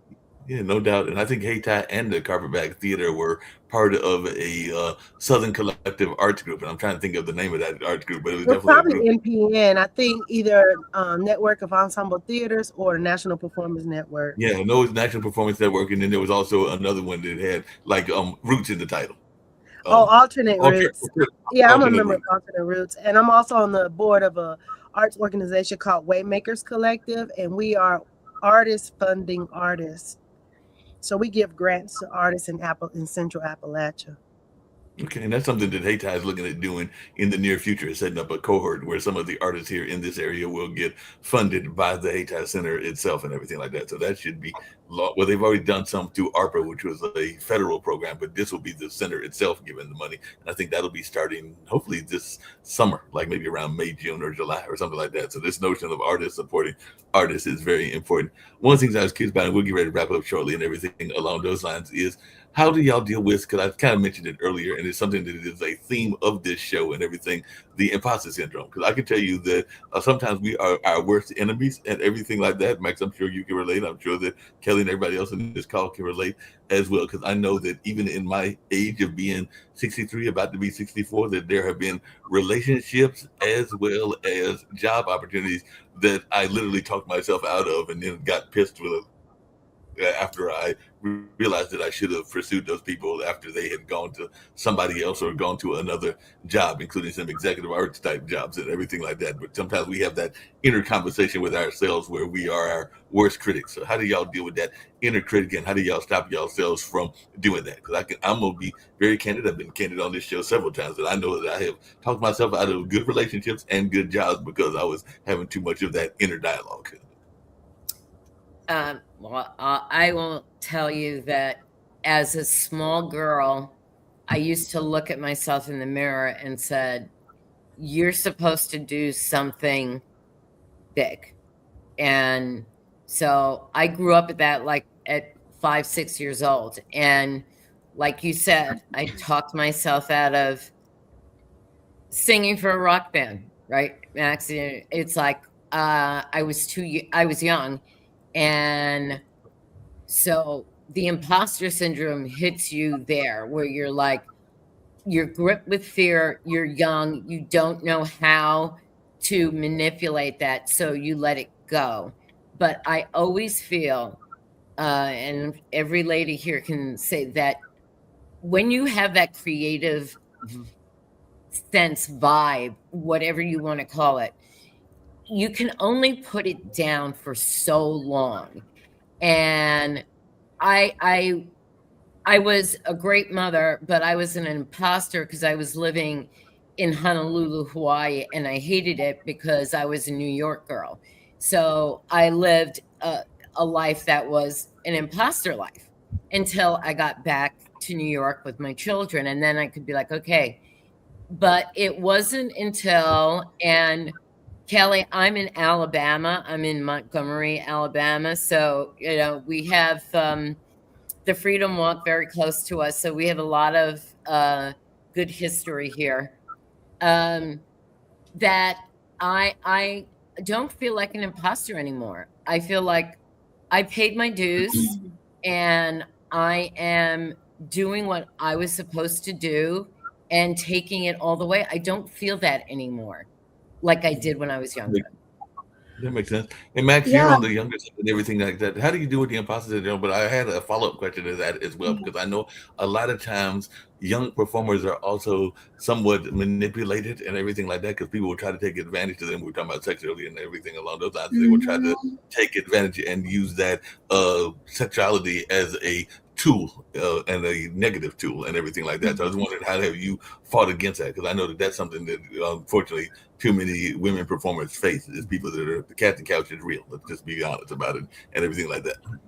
Yeah, thank you so much for that question. I in regards to like the imposter syndrome, yes, I feel that so deeply. I feel, I had such identity issues growing up as a queer Black AFAB child of Haitian immigrants in a very white suburban spaces. So basically I felt like not only did I not belong anywhere, but I also like needed to make myself small and just to survive and be safe. And so the idea that even though in my heart of hearts, as your inner child always knows who you are, as your soul always knows, it may just be a quiet voice that you can't tap into. It may just be so, so locked away. But, you know, there was always a part of me that wanted to create, wanted to do things. And so as I started building up, like, okay, well, you know, maybe I could do this one thing. And so I chose one thing. And then I had a lot of more interests, and I had a lot of other things that I was interested in. And then I was like being told, oh, you can really only focus on one thing. And then I was like, I think I'm just going to do more. And the thing is, I did it scared every single time. I did it scared every time. I didn't believe in I was like, I don't even know what, like the first time I ever DJed, I was like, I literally have no idea what I'm doing. I was freaking out the entire set. I was like, I have no idea what I'm doing. And then afterwards we were like, had a great time. And I was like, oh, cool. So I think that, you know, as long as you don't stop yourself, right? Because you never know. You miss 100% of the shots you don't take, right? So instead of, you know, assuming that you're going to be, you know, a savant the second you touch something, just be willing to try and fail a couple of times and know that, hey, if there's a part of you that genuinely wants to do this, then maybe you should, and just trust that part of yourself and allow it to grow and allow it to build. And the next thing you know, you're like, I was born for this. I was made for this. You know, and it's very real to feel like an imposter because you've been told all these other stories, but you at the core of who you are know exactly who you are, your skills, your talents. You just need to remember that you had the opportunity to pursue them and that you should, you know, and have fun while you do it. That makes a lot of sense. And like I said, unfortunately, there are some predator types out there as well that can get in the way of the creative space also. But one of the things that I've been really admiring about Gen Z and some of the other younger performers and everything like that is that they seem to be, we were talking about sex earlier, more open to being accepting, not just of the LGBTI community, but a lot of people that I know that are performers are trans. As a matter of fact, one of my friends is actually, a friend of mine, it's actually an ex's daughter, well, actually now son, is a performer, that being Sinclair Palmer and everything like that, who works with Charlotte Ammons and works with a number of other people in that space, and has been a basis for a number of years and all along those lines, but is definitely involved in that space. And I've got some other friends that are in the poly space and everything like that. So it seems like a lot of younger folks are more accepting of different people's lifestyles, or am I just misreading that? I think it's true. I mean, I think because we look, no offense to what y'all older generations are doing, we were like, we don't want to do that. So, you know, we just saw a lot of miserable capitalist, just people not living authentically, working for systems that didn't care about them, living it, you know, being in marriages that were unfulfilling, doing all the things that they were told that they were supposed to do. And we were like, and then watching these people be so unhappy and then being told that that's what we're supposed to do, like, absolutely not. No, thank you. Like, I would rather figure out my own path. If the only option is that, and the void of I don't know, of any other possibility, I will choose any other possibility, right? And, you know, rather than personally, and this kind of ties into what I wanted to say about, you know, the predatory nature of the arts world, because it can be exploitative, it can be predatory. I have come across that in all different levels. I had an audition in LA once where the director asked me to go into another room and like do the scene with him, which was an intimate scene. And I was like, absolutely not, and walked out of the space, right?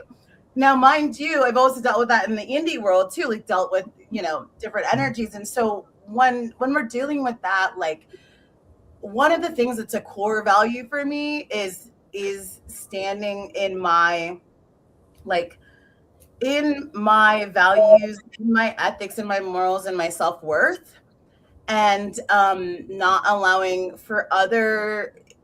Luckily, I'm not super into capitalism, so I'm not going to be easily manipulated by greed. I'm not going to be easily manipulated by power. I'm genuinely here to help and care and move the collective forward.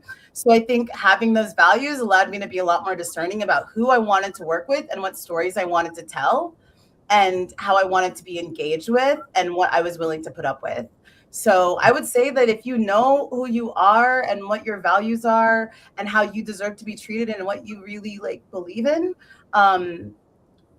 just holding that close to your heart, even when people may be giving you offers or giving you things that you think you want. Like, it's not worth it to compromise who you are and to sell your soul or your body for art. And yeah, it's just not worth it. So I would say, yeah, love yourself and choose yourself. Yeah, definitely love yourself. I agree with you on that and everything like that. Hey, Kelly, just really quickly, because Max kind of alluded to it, and all along those lines is too often people, particularly I'd say 40s, 50s, and 60s, but even some of the young folks as well, are too quick to go into jobs, even though they are not fulfilled by those jobs. So that's one of the things that I got frustrated with, because I love my arts jobs and I love the podcasting work that I'm involved in here and everything like that. But there have been other jobs that I went to just to pay the bills, and I got friends that drive things like Uber and DoorDash and stuff like that in order to pay the bills. And we know that some people have even gone to jobs in terms of their work because they want to survive and everything like that. Not that they have a passion all along those lines. So how did you manage to avoid that? Because I know people that are working at like some of the corporations around here that don't really have a passion for those corporations. They just went there because it's the job that is going to help them pay those bills and raise that family. How did I avoid it? Yeah. I ran from it. I mean, I feel like I could have easily gone in like 10 different directions, you know. Right. When I was a junior in high school in Atlanta, I became an assistant to one of the vice presidents of NBC. I participated in like a mentorship, and I was working as an assistant to an assistant in a corporate place. And I did that for 2 years. And I could have easily just gone into TV like a lot of my friends who were also interns.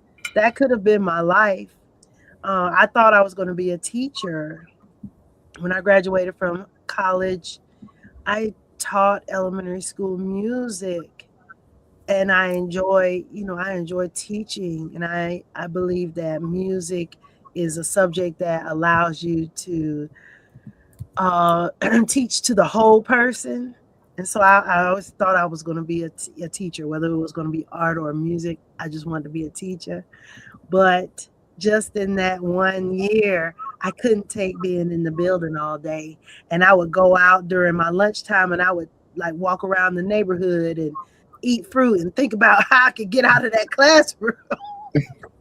And then, so I wasn't like an everyday teacher. I was like, okay, now what is true? What is true? What I'm feeling. I definitely love teaching. I do not like being in a building all day. I do not like planning to do the same thing every year at the same time of the year for like the next 20 years. Like that is not that's not my life. I don't want to live it that way.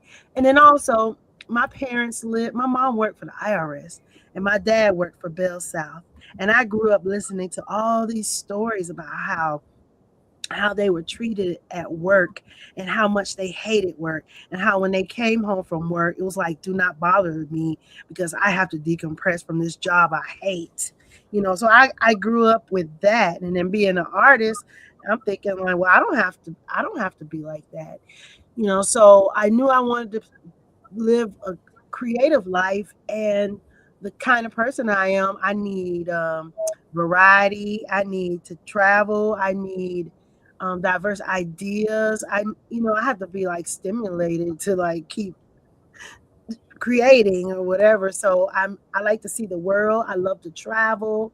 I like to meet different people. And so I look at myself as like a traveling stranger. Like even the day of the festival, I traveled, I traveled 12 hours that day. Because I started the day in Huntington, West Virginia, and then I went to Tennessee, and then I got my car and drove to Durham, and then after the event, I drove back to Asheville. That's my life. And then also, I just like making connections with different communities. I'm so curious, and I think that's something that I learned from my parents, is that I had permission to explore whatever I wanted, and that everything was accessible to me, whether it was through a book or through experience or a video or whatever media, or through the experience. Everything is accessible to me, and I have the right to everything. And so I just grew up with that, feeling that, and then also feeling a curiosity of wanting to dive deeper into everything. And that's part of like how I guess I get easily distracted too, is that if I'm on a path to something and I see something that makes me curious, I'm gonna like have that adventure. I'm an adventurer. And so that means that I have to live this kind of life where my work, I have to like go out and like work for my work, or like I have to go out and and build those connections to be able to work. And that's what I do. And so my life is full of teaching. I facilitate workshops with teachers and students all across the country, with nonprofits. I perform a lot. That's probably like I perform a lot. But then I also organize in the community. Like I had a jazz festival I ran for 5 years till the shutdown. And then I also like help other artists. So my life is just about helping people with the gifts I've been given, like making other people's lives easier, using my skills and my gifts. And so far, I mean, I'm in my 40s. So far in my life, it has made it possible for me to provide for myself. Now, I am definitely business minded. I'm not saying it just comes like floating on a cloud. I'm very intentional about like how I set goals for how much I want to earn and what I want to be able to do with my money. There's a property that's $1.5 million in Marion. I want it.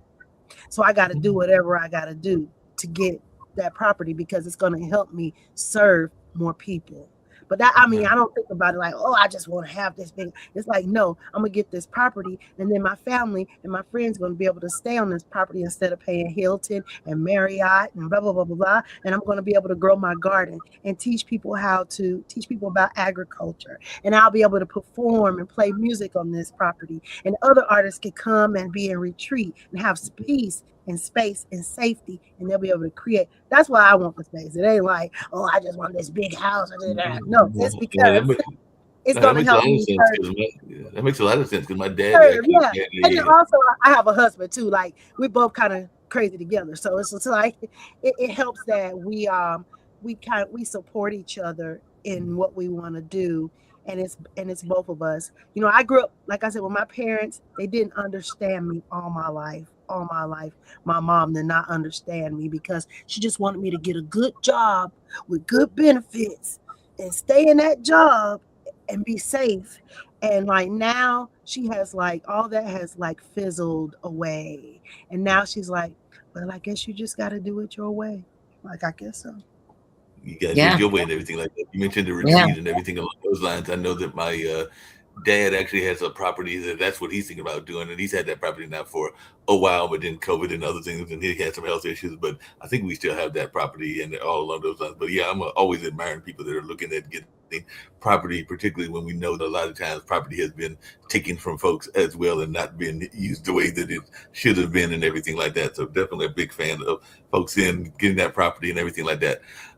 Lillian, just really quickly, because Kelly kind of alluded to it and everything like that, but what is something that folks might be shocked or surprised that it is a hobby or an interest of yours? I know that you're definitely the woman of the aphrodisiacs, but maybe you like, I know that there are certain things that I am not going to do, and I've joked about it on this show before and everything. That ex that I was talking about, who's the mother of Sinclair and everything like that, she went skydiving. She was going to try to get me to skydive. I'm not going skydiving. I might go whitewater rafting, but to me, a plane is for one purpose, which is get from one point to the other point. It's not for falling out of, but that's me and everything like that. So I'm not going to go skydiving. I might try whitewater rafting, even though I don't swim and everything like that. And there's some other things, including, ironically, hot air balloons that I might try to do as well. But I just don't think that the falling out of the plane would be my idea of fun and everything like that. But what is a hobby or an interest that you have thought about doing that you haven't got to? Say it's on that bucket list, for lack of a better term. Okay, let's first let me congratulate you all on being such beautiful souls with open mind and talents that you explore, starting from that sexy, testosterone-loaded voice of Mark. That voice sends shivers to ladies. That voice can be exploited and should be exploited as the key to open doors. You are so gifted, Mark. I'm not talking about intellect, about your abilities and other things. Gift from nature, your voice. Okay, Beth, you write. It's a gift. And writing about sexual sins, as you mentioned, it's an aphrodisiac. It's your body, your mind, your nature tells you what you want. Mm-hmm. So you live in it. It is a stimulant. When you write, you actually live through it, and it stimulates you, not only your mind, but your physique. I live my character as I'm writing her. It's like I jump from my world and I jump into her world, and I'm living in, you know, this rock world. And it's like, yeah, that. And somebody said to me, to be a good author, if you can live your characters, then you're doing something right. And, you know, some people just write, especially in romance. And as I said, I'm not a romance, very specific writer, but they have a pattern. And it's like, they hate each other, they love each other, they're this, and then they get back together. My book is totally different. It just is. But I'm writing stuff, and I'm literally crying because I'm writing a sad part or a very emotional part, and I'm sitting here typing away going, oh my gosh, why is this? Absolutely. So I wouldn't be surprised if you would have physical orgasm when you actually write those scenes. Close to it. Close to it. I know. Close to Anyway. it. And it is positive, it is good. Maxine, you are gorgeous, physically and spiritually. I can feel it. I came into conversation later simply because I'm in Australia and it is early morning. So Mark was kind enough to tell me to come at 8 in the morning, which is now 9. And so I didn't know what you, all of you were doing before, and your backgrounds and so on. So I sort of got it now. So musicians, most of you have musical backgrounds and creative minds. Well, what can I say? I graduated from Melbourne Conservatorium. I did run music schools as business. I performed on stage. I wrote musicals. So I can relate to you guys. But talking about imposter syndrome, hang on, before imposter syndrome, I'll tell you something about Kelly. Kelly, dolls, it tells me so much about you. It tells me how kind, how beautiful it is. Step back into fantasy, into fairy tale. I brought so many dolls from my trips. Well, old dolls that I bought, say, in Hungary, or I visited in my sort of journey around the world, over 170 countries, almost everywhere I've been with my husband. So dolls, it's something amazing. I can actually show you a couple of dolls, or maybe off air. If you'll contact me, I'll show you my dolls. You'll surprise, and I'm happy to share because, well, what am I going to do with them? They're just sitting here. Well, imposter syndrome. Ladies, Mark, I never had imposter syndrome in my life. I don't know that feeling because I'm confident from since I was little, probably because of my parents, how they took everything what I said seriously. So it comes from family, it comes from your cultural background, it comes from your education, and also from your natural, beautiful doggy there, Have you right back. from your inner feelings. I tend to extract, my little sort of trick is I tend to extract pleasure out of everything I do, whether I play music, and I'm a pianist, whether I talk, meditate, meet someone, enjoy food, cooking, creating something, I always extract that little grain of pleasure from everything I do. And it's just on automatic. And maybe that is the key to not for not feeling that imposter syndrome, because at the end of the day you get that little reward. Well, try that, maybe you will like it. What else, Mark? Reigns to you. It's Mark frozen. Yeah, I think we are I don't frozen. know if I think we may have lost Mark or Yeah. maybe the connection. Oh, Yeah. can you hear me? Oh, We can hear you, Lillian, yes. But we cannot hear Mark. Oh, Mark got out of it. I want to say, Lillian, though, that's powerful.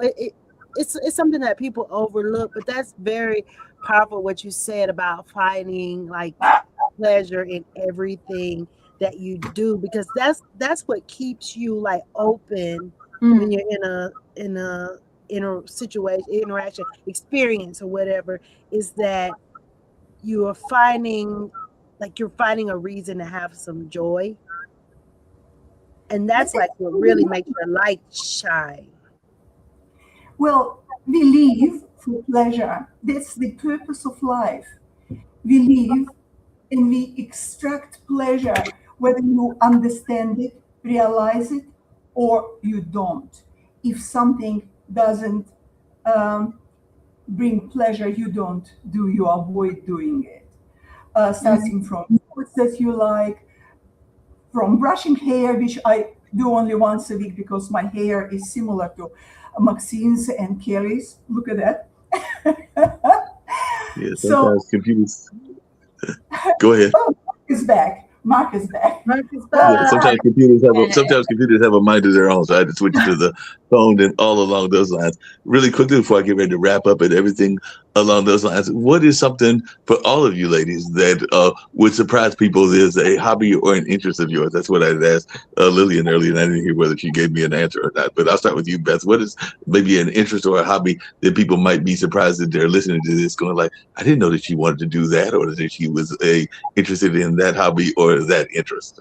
Well, I will tell you this. First of all, music. It's music for me.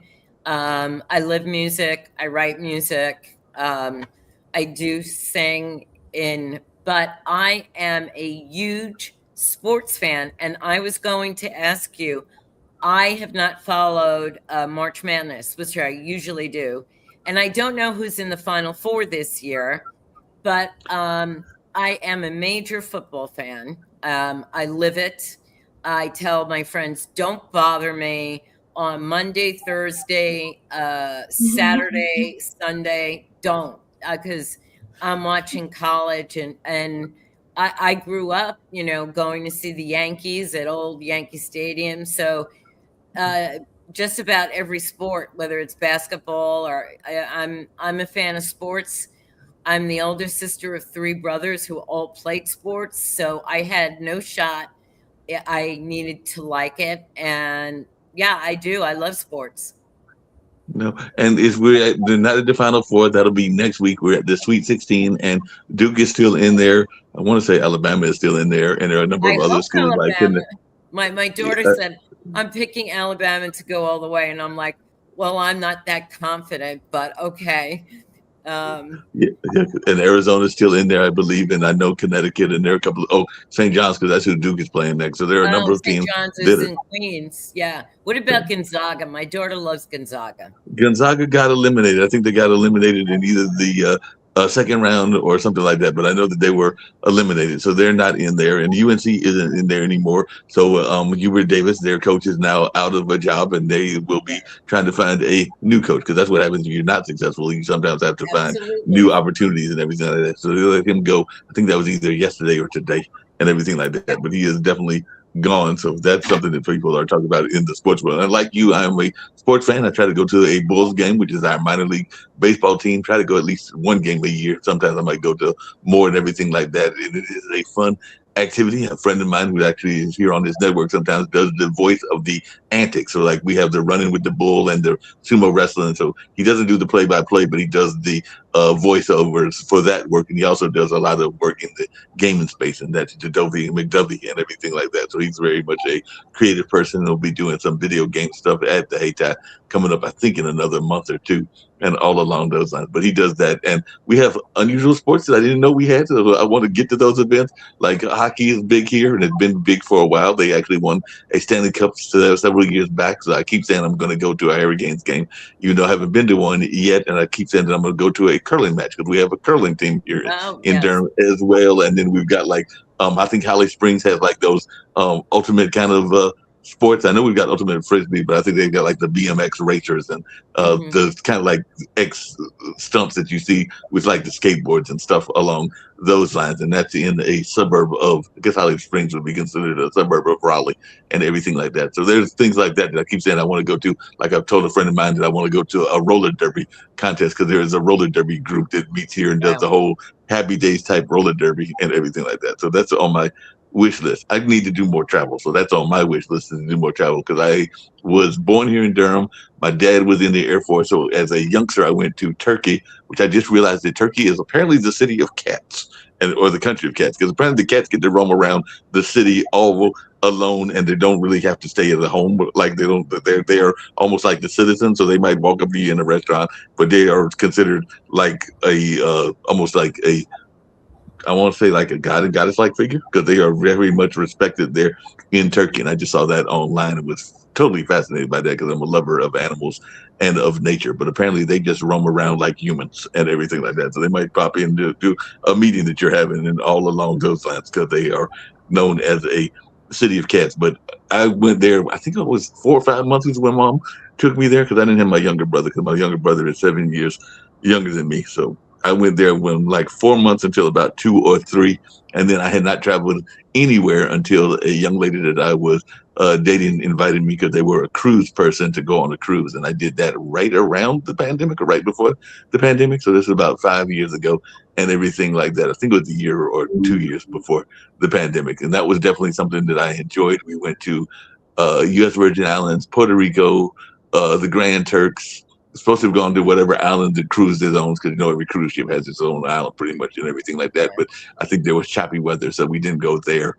I think that might have been the 3 stops with Grand Turks, Puerto Rico, and the U.S. Virgin Islands and everything like that. So I learned something very interesting, Max, that you may not know, but apparently at least then, it might tighten up under the second Trump administration, but at least then when we went, which was I think under the first one and everything like that, you didn't really need a passport, because I don't have a passport and everything like that. I was able to get there with my birth certificate. So I think because it was mostly most of those countries are in the U.S. property, that they let me get on the ship with just my birth certificate, because I did get a copy of the birth certificate and everything like that. I did not need U.S. Virgin Islands. That's why you got away with it.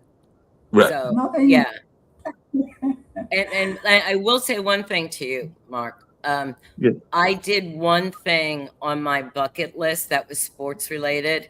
I went to Lambeau Field in the winter. It was snowing, and after my New York teams, I'm a Kansas City Chief fan, and it was Kansas City and Green Bay, and we were rooting for Kansas City. But Lambeau Field is, if you're a football fan, it I is am. everything that you think it is and more.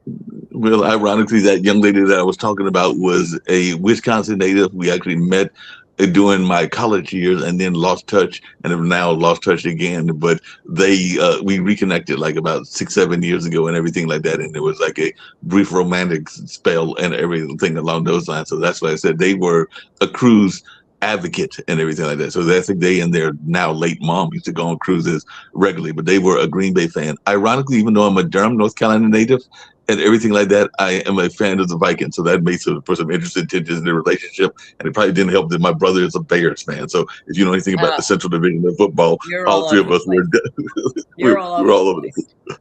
And then I have friends that are Detroit fans as well. So all four teams were represented in some of our family and friend outings. Max, just really quickly before we get on out of here, and I'm going to come back on the other computer and everything like that. What is on your bucket list that you haven't got to? Ooh, there's so many things. I love to learn new skills, and I love to learn new things all the time. So things that are coming to mind for me, I, like Kelly, one day want to have beautiful space and land and opportunity to cultivate and create community sustainability, all that beautiful stuff. So I've been thinking about how I'd love to learn how to do like pottery or like woodworking. Like I could customize things in my home. I could build things for my studios and my properties. I could just have like nice things that I've created. I love the idea of like a usable art. Most of a lot of the art I make is like, definitely to be experienced. So I love the idea of being able to use something that I've created, whether it be like, steelworking, welding, like things like that. Just learning how to create more things with my hands. Yeah, that makes sense. What about you, Kelly? What's on the bucket list? Something that you want to get to that you haven't got to yet? I want to spend some time in Thailand. Yeah, I mean that's not hard. It's just making the time. I'm kind of Japan spoiled. Like we go to Japan a lot. I'm kind of Japan spoiled, and so every time I have like a time to go somewhere, I'm always like, let's just go back to Japan.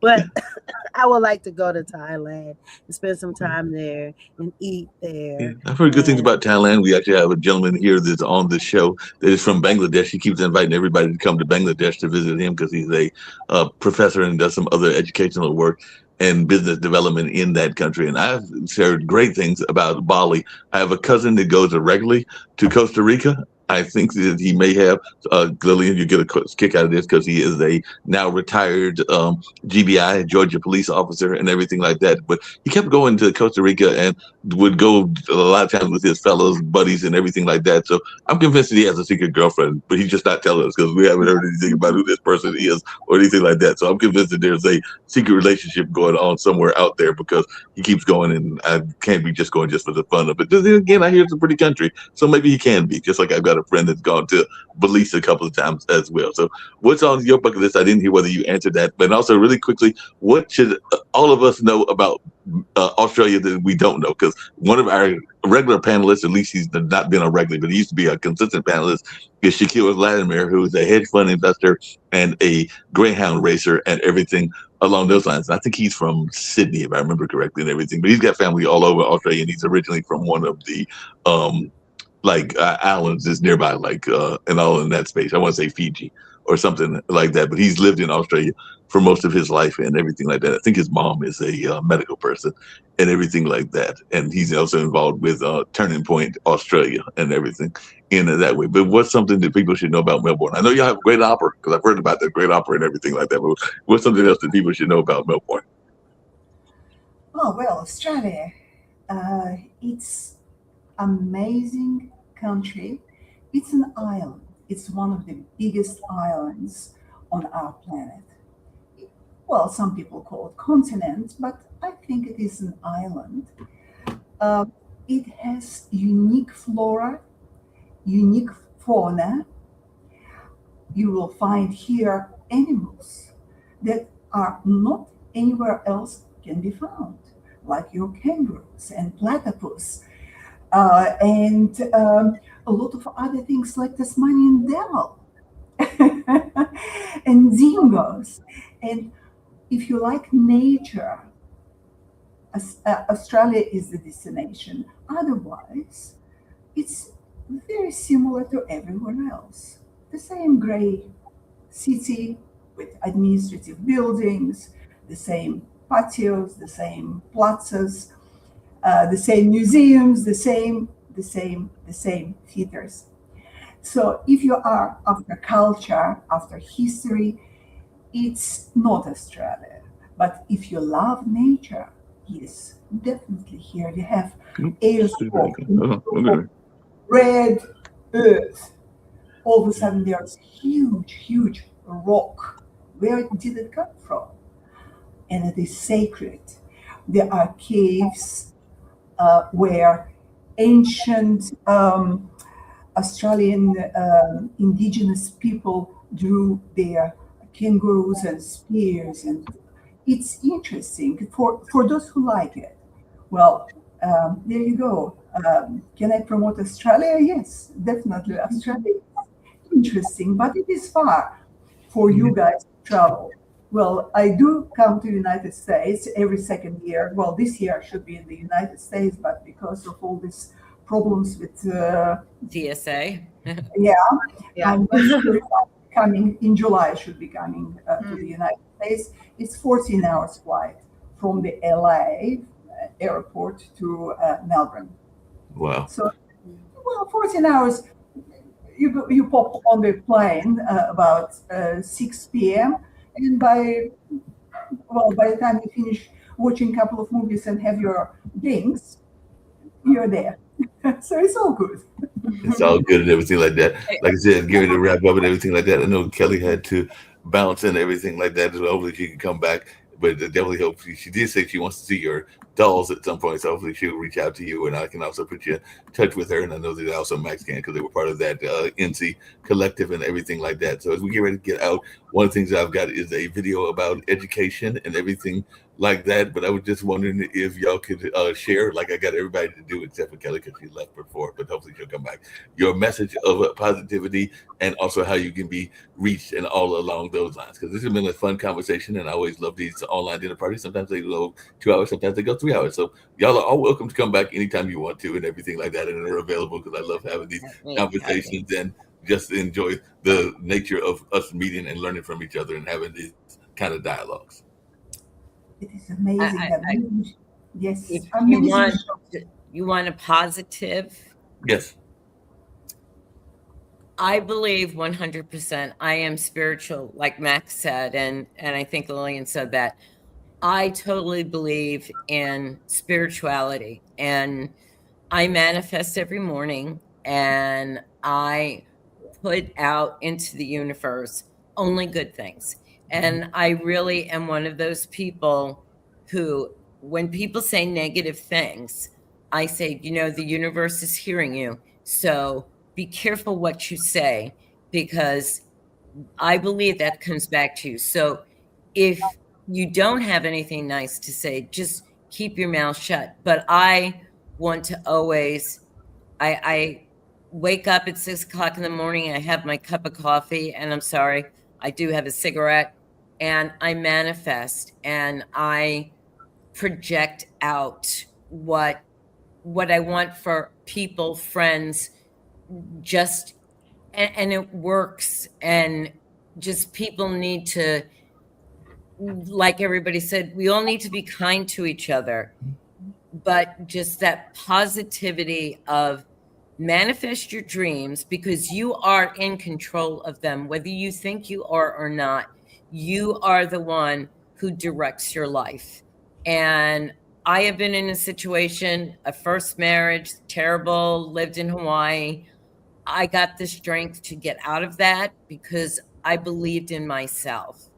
And so just, yes, manifest and look to the universe because it will give to you. No doubt about that and everything. Also, how you can be reached and how people can get a copy of those 6 books. So there'll be 8 and eventually might even be 15 Yes. in a miniseries. I have a website, which is www.perfection.com. I'm also on Amazon, Ingram, Barnes & Noble online. I'm doing a lot of book signings. And if people want to contact me, if any of you ladies want to contact me, I will put out my personal email address, which is bethaDudzik@gmail.com. And as I said, I'm looking for people who want to collaborate, whether it's music, whether it's film, not film, movie, like TV, because my mind is racing with ideas and I want to hear from people who are like minds. And I think you've had a brilliant group of people that are of like minds.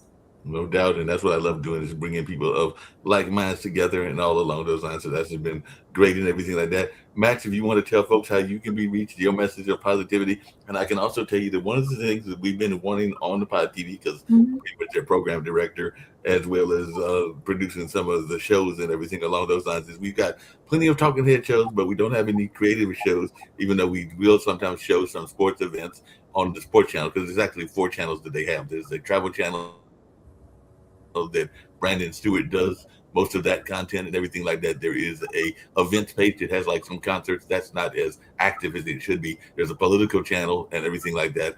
But one of the things that we've been talking about, me and Nick Palveda, one of the founders, and Kim Calhoun, is they want more creative work. So if you want to bring the web series to Pod TV, I can personally say that we would gladly take it and we would air it as long as y'all wanted it aired and everything like that. So I'm just offering that to you and everything like that. So that is an opportunity for you that I can be carte blanche and everything like that. So thank you so much. I appreciate that. Yeah, I'm so grateful, Mark. Thank you so much. And yeah, if there's anything that I can share in regards to like creative stuff, I'm always happy to collaborate. And it's been so lovely being in this space with everyone, this virtual space, and connecting and listening to all of your wisdom. It's been so beautiful and fun. So for me, the ways that you can reach out to me, right now, I would say that my Instagram is a great way to reach out to me. It's Max, MAX, Sun, like the sun, SUN, love, like love. LOVE. So at Max Sun Love on Instagram is a great way to get in touch with me, see some of my work and what I'm doing. I also have an email if you want to collaborate. It's my first name, period, my last name, 223. So maxine.elwa223@gmail. And you can like look at my spelling on my little picture here. So for me, the thing that I want to share in regards of something positive is I just want to encourage and uplift and support gratitude as a practice, and honoring gratitude has been such an amazing way for me to shift the way that I, navigate through this world, right? Beth was talking about how, you can be around like so much negativity and you're just like overwhelmed. But there literally is always something to be grateful for in every moment. And if you take the time and the moment and the second to just breathe and find that, even when you're going through a hard time, even when you're in conflict, even when like things seem like you can't even handle it, like taking that moment to just remember something to be grateful for, whether it's that you can breathe in that moment, whether it's that you can see, you can hear, you woke up that day, you got a chance to drink water, you had a meal, right? Or it could be, that, or it could be something like you have, everything's working out, you got all this money, you got all your gigs, everyone loves you, like whatever it may be, that will help you to remember how grateful you are in that moment and connect you with yourself and your experience and the greater universe. That is what I would encourage and uplift. I appreciate that and everything. And by the way, I do know that Kelly is also, and you did see her names all the other things on Instagram, and it's under her name. So yeah, folks can find her on Instagram as well, because she's definitely on Instagram also. So they can definitely reach her there. And you can also find me under Lee Entertainment 62 on Instagram as well. So definitely the folks can reach me on that way as well. I meant to say that I'm on my name, Beth Plume, on Facebook, Instagram, you name it. Just put my name in and you'll find me. Sounds great. Lillian, give us your message of positivity and everything like that, and also how you can be reached and other things that you might want to share that we didn't get to. But definitely it's been a fun conversation, and I look forward to having another one on April 1st. That's right. The next show will actually be on April Fool's Day, but we'll have some great guests, and they won't be fools. They'll be actually amazing people like we've had today and everything like that. But share your notion and what you want to share in terms of positivity. Well, positivity comes from, once again, that word, good health and pleasure. So whatever can support those two, do it. I know that Beth likes sport, football. I watch football, but for different reason. I love looking at those muscles, at those athletes, and that gives me a kick. I've been to, in 1998, it was Cap du Monde in Paris, and I happened to be in France at that time. Oh my God, you cannot believe how much pleasure I extracted from just being there and watching them play. I don't even remember who won. I believe it was Scotland won over Spain on that occasion. But because I witnessed the street fight between fans anyway. But whatever gives you pleasure, it could be writing, it could be podcasting, it could be anything, do it. Right now, I'm at the stage of my life when I decided to share what I discovered and collected with others. So other people also can enjoy that, that piece of wisdom that I collected from all over the world. So once upon a time, it was in 2015, I got a call from Fremantle Media in what's called Bang, something in LA, Burbank. That's it. Burbank. They invited me to actually do a show, aphrodisiac reality show. So I was meant to be the voice of science and discoveries and so on. But I was busy, and I am not commercial person. I didn't realize how big was opportunity. So I came, spoke to them, and said, I'm busy. I can consult you if you want, but I cannot come to LA and stay for 13 episodes. They wanted me to shoot 13 episodes at the time, so it would take probably 6 weeks to be there, and I just didn't want to do that. I was too busy enjoying life. So right now, if there is an opportunity of that kind, or documentary, or something where I can share that knowledge, and I have amazing recipes, amazing things, and it's not just food, I will be only happy to do that. So if someone wants to contact with me, the best platform is LinkedIn for me. I don't go much to other platforms simply because there's not enough time to enjoy life. There you go. I'm pure hedonist, as you can see.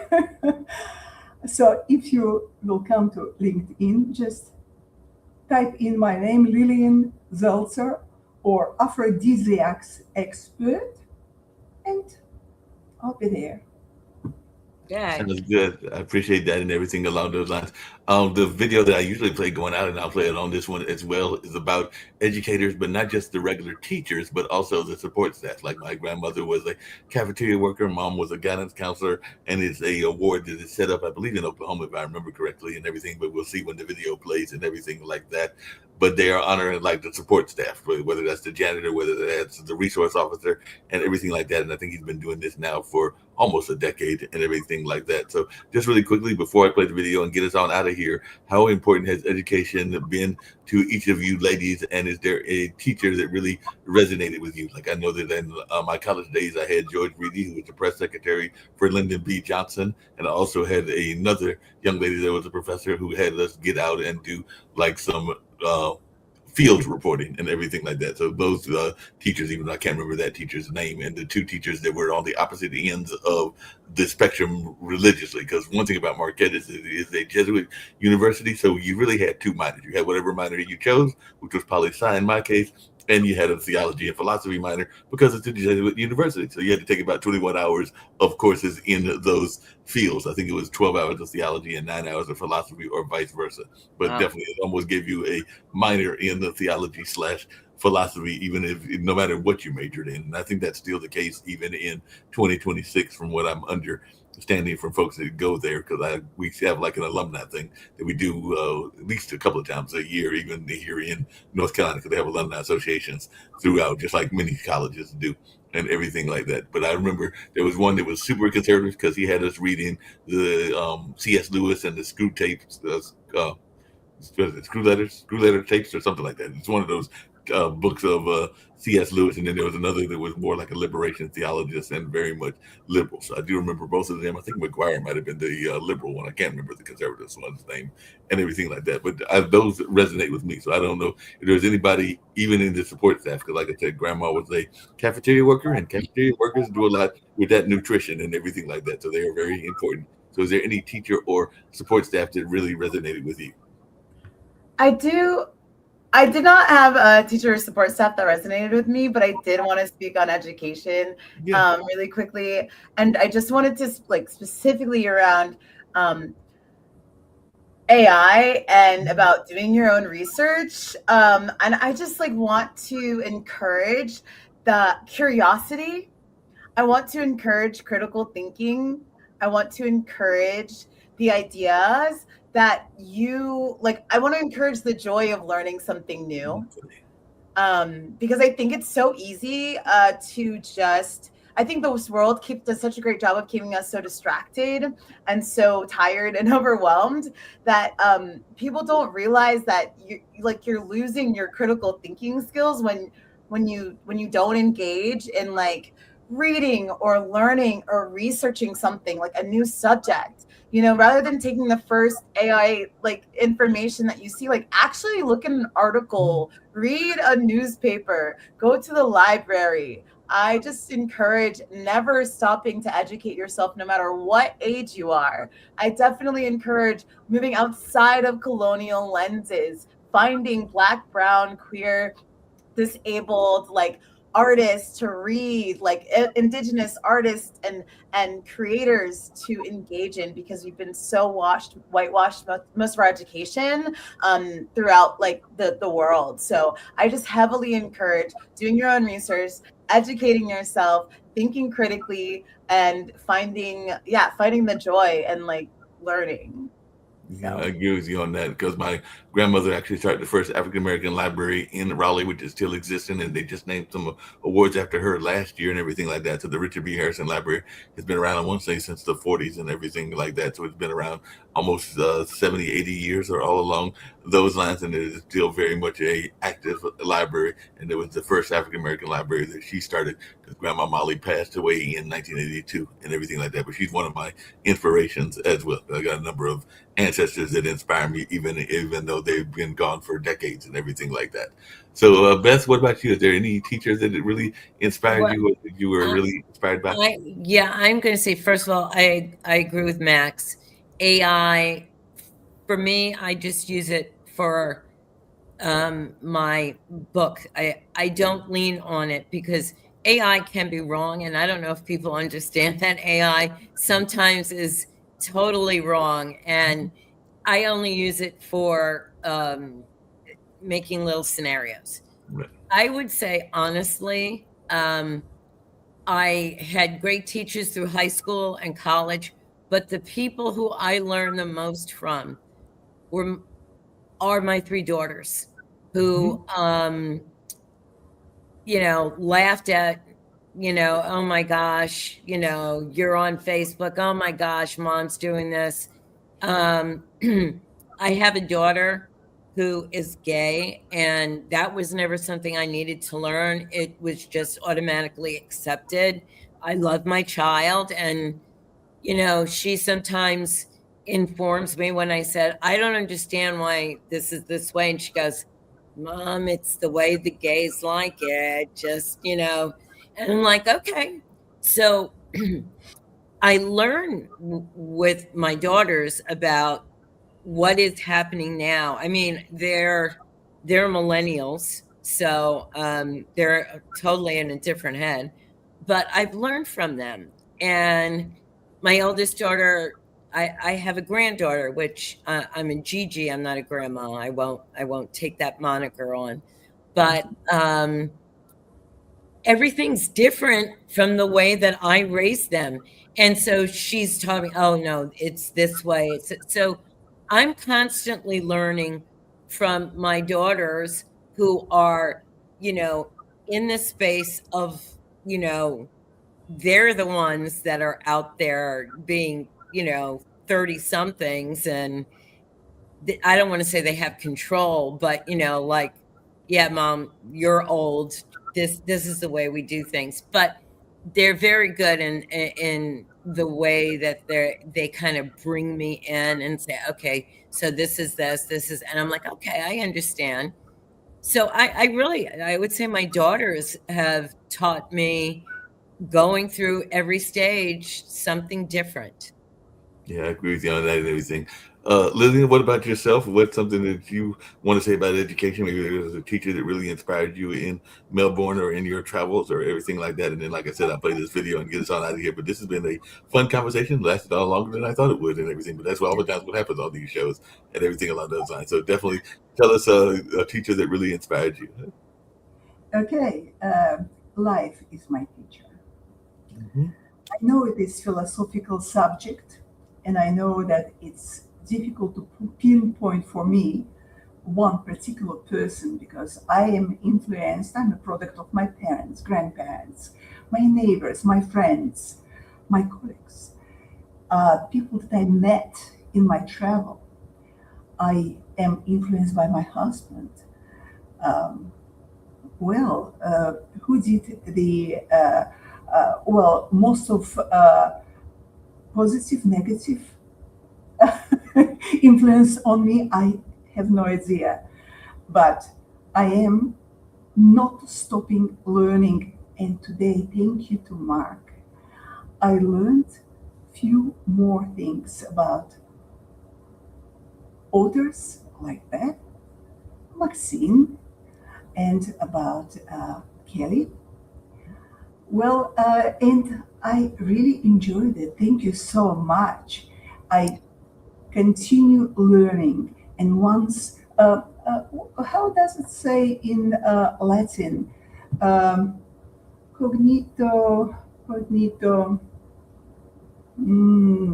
I forgot the actual cognito, sum, ergo sum. That's it. Cognito, ergo sum. While I'm thinking, I'm alive.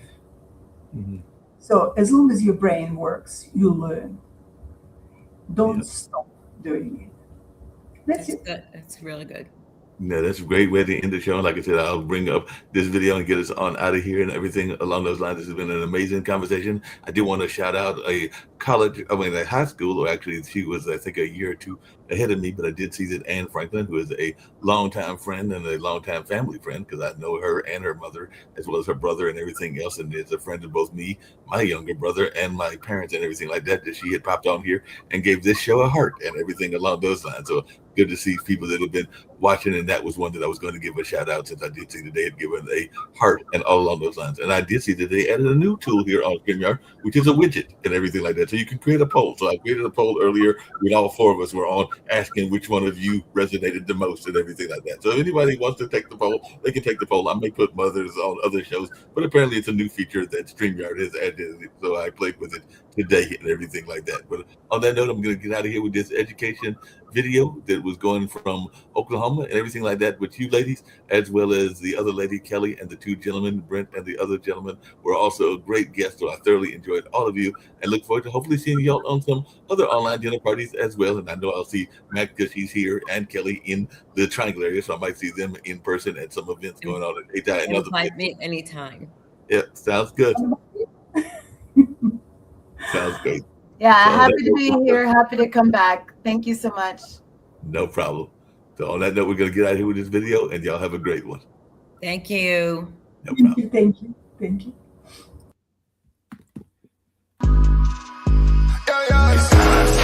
I won't fold, I won't drop until we on top. Only going non-stop. I won't fold, I won't drop until we on top. Only going non-stop. I want to thank everyone for coming to the 2020 TAF Awards.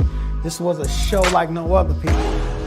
This is the Grammys for dignitaries, educators, and support staff around the state of Oklahoma and worldwide.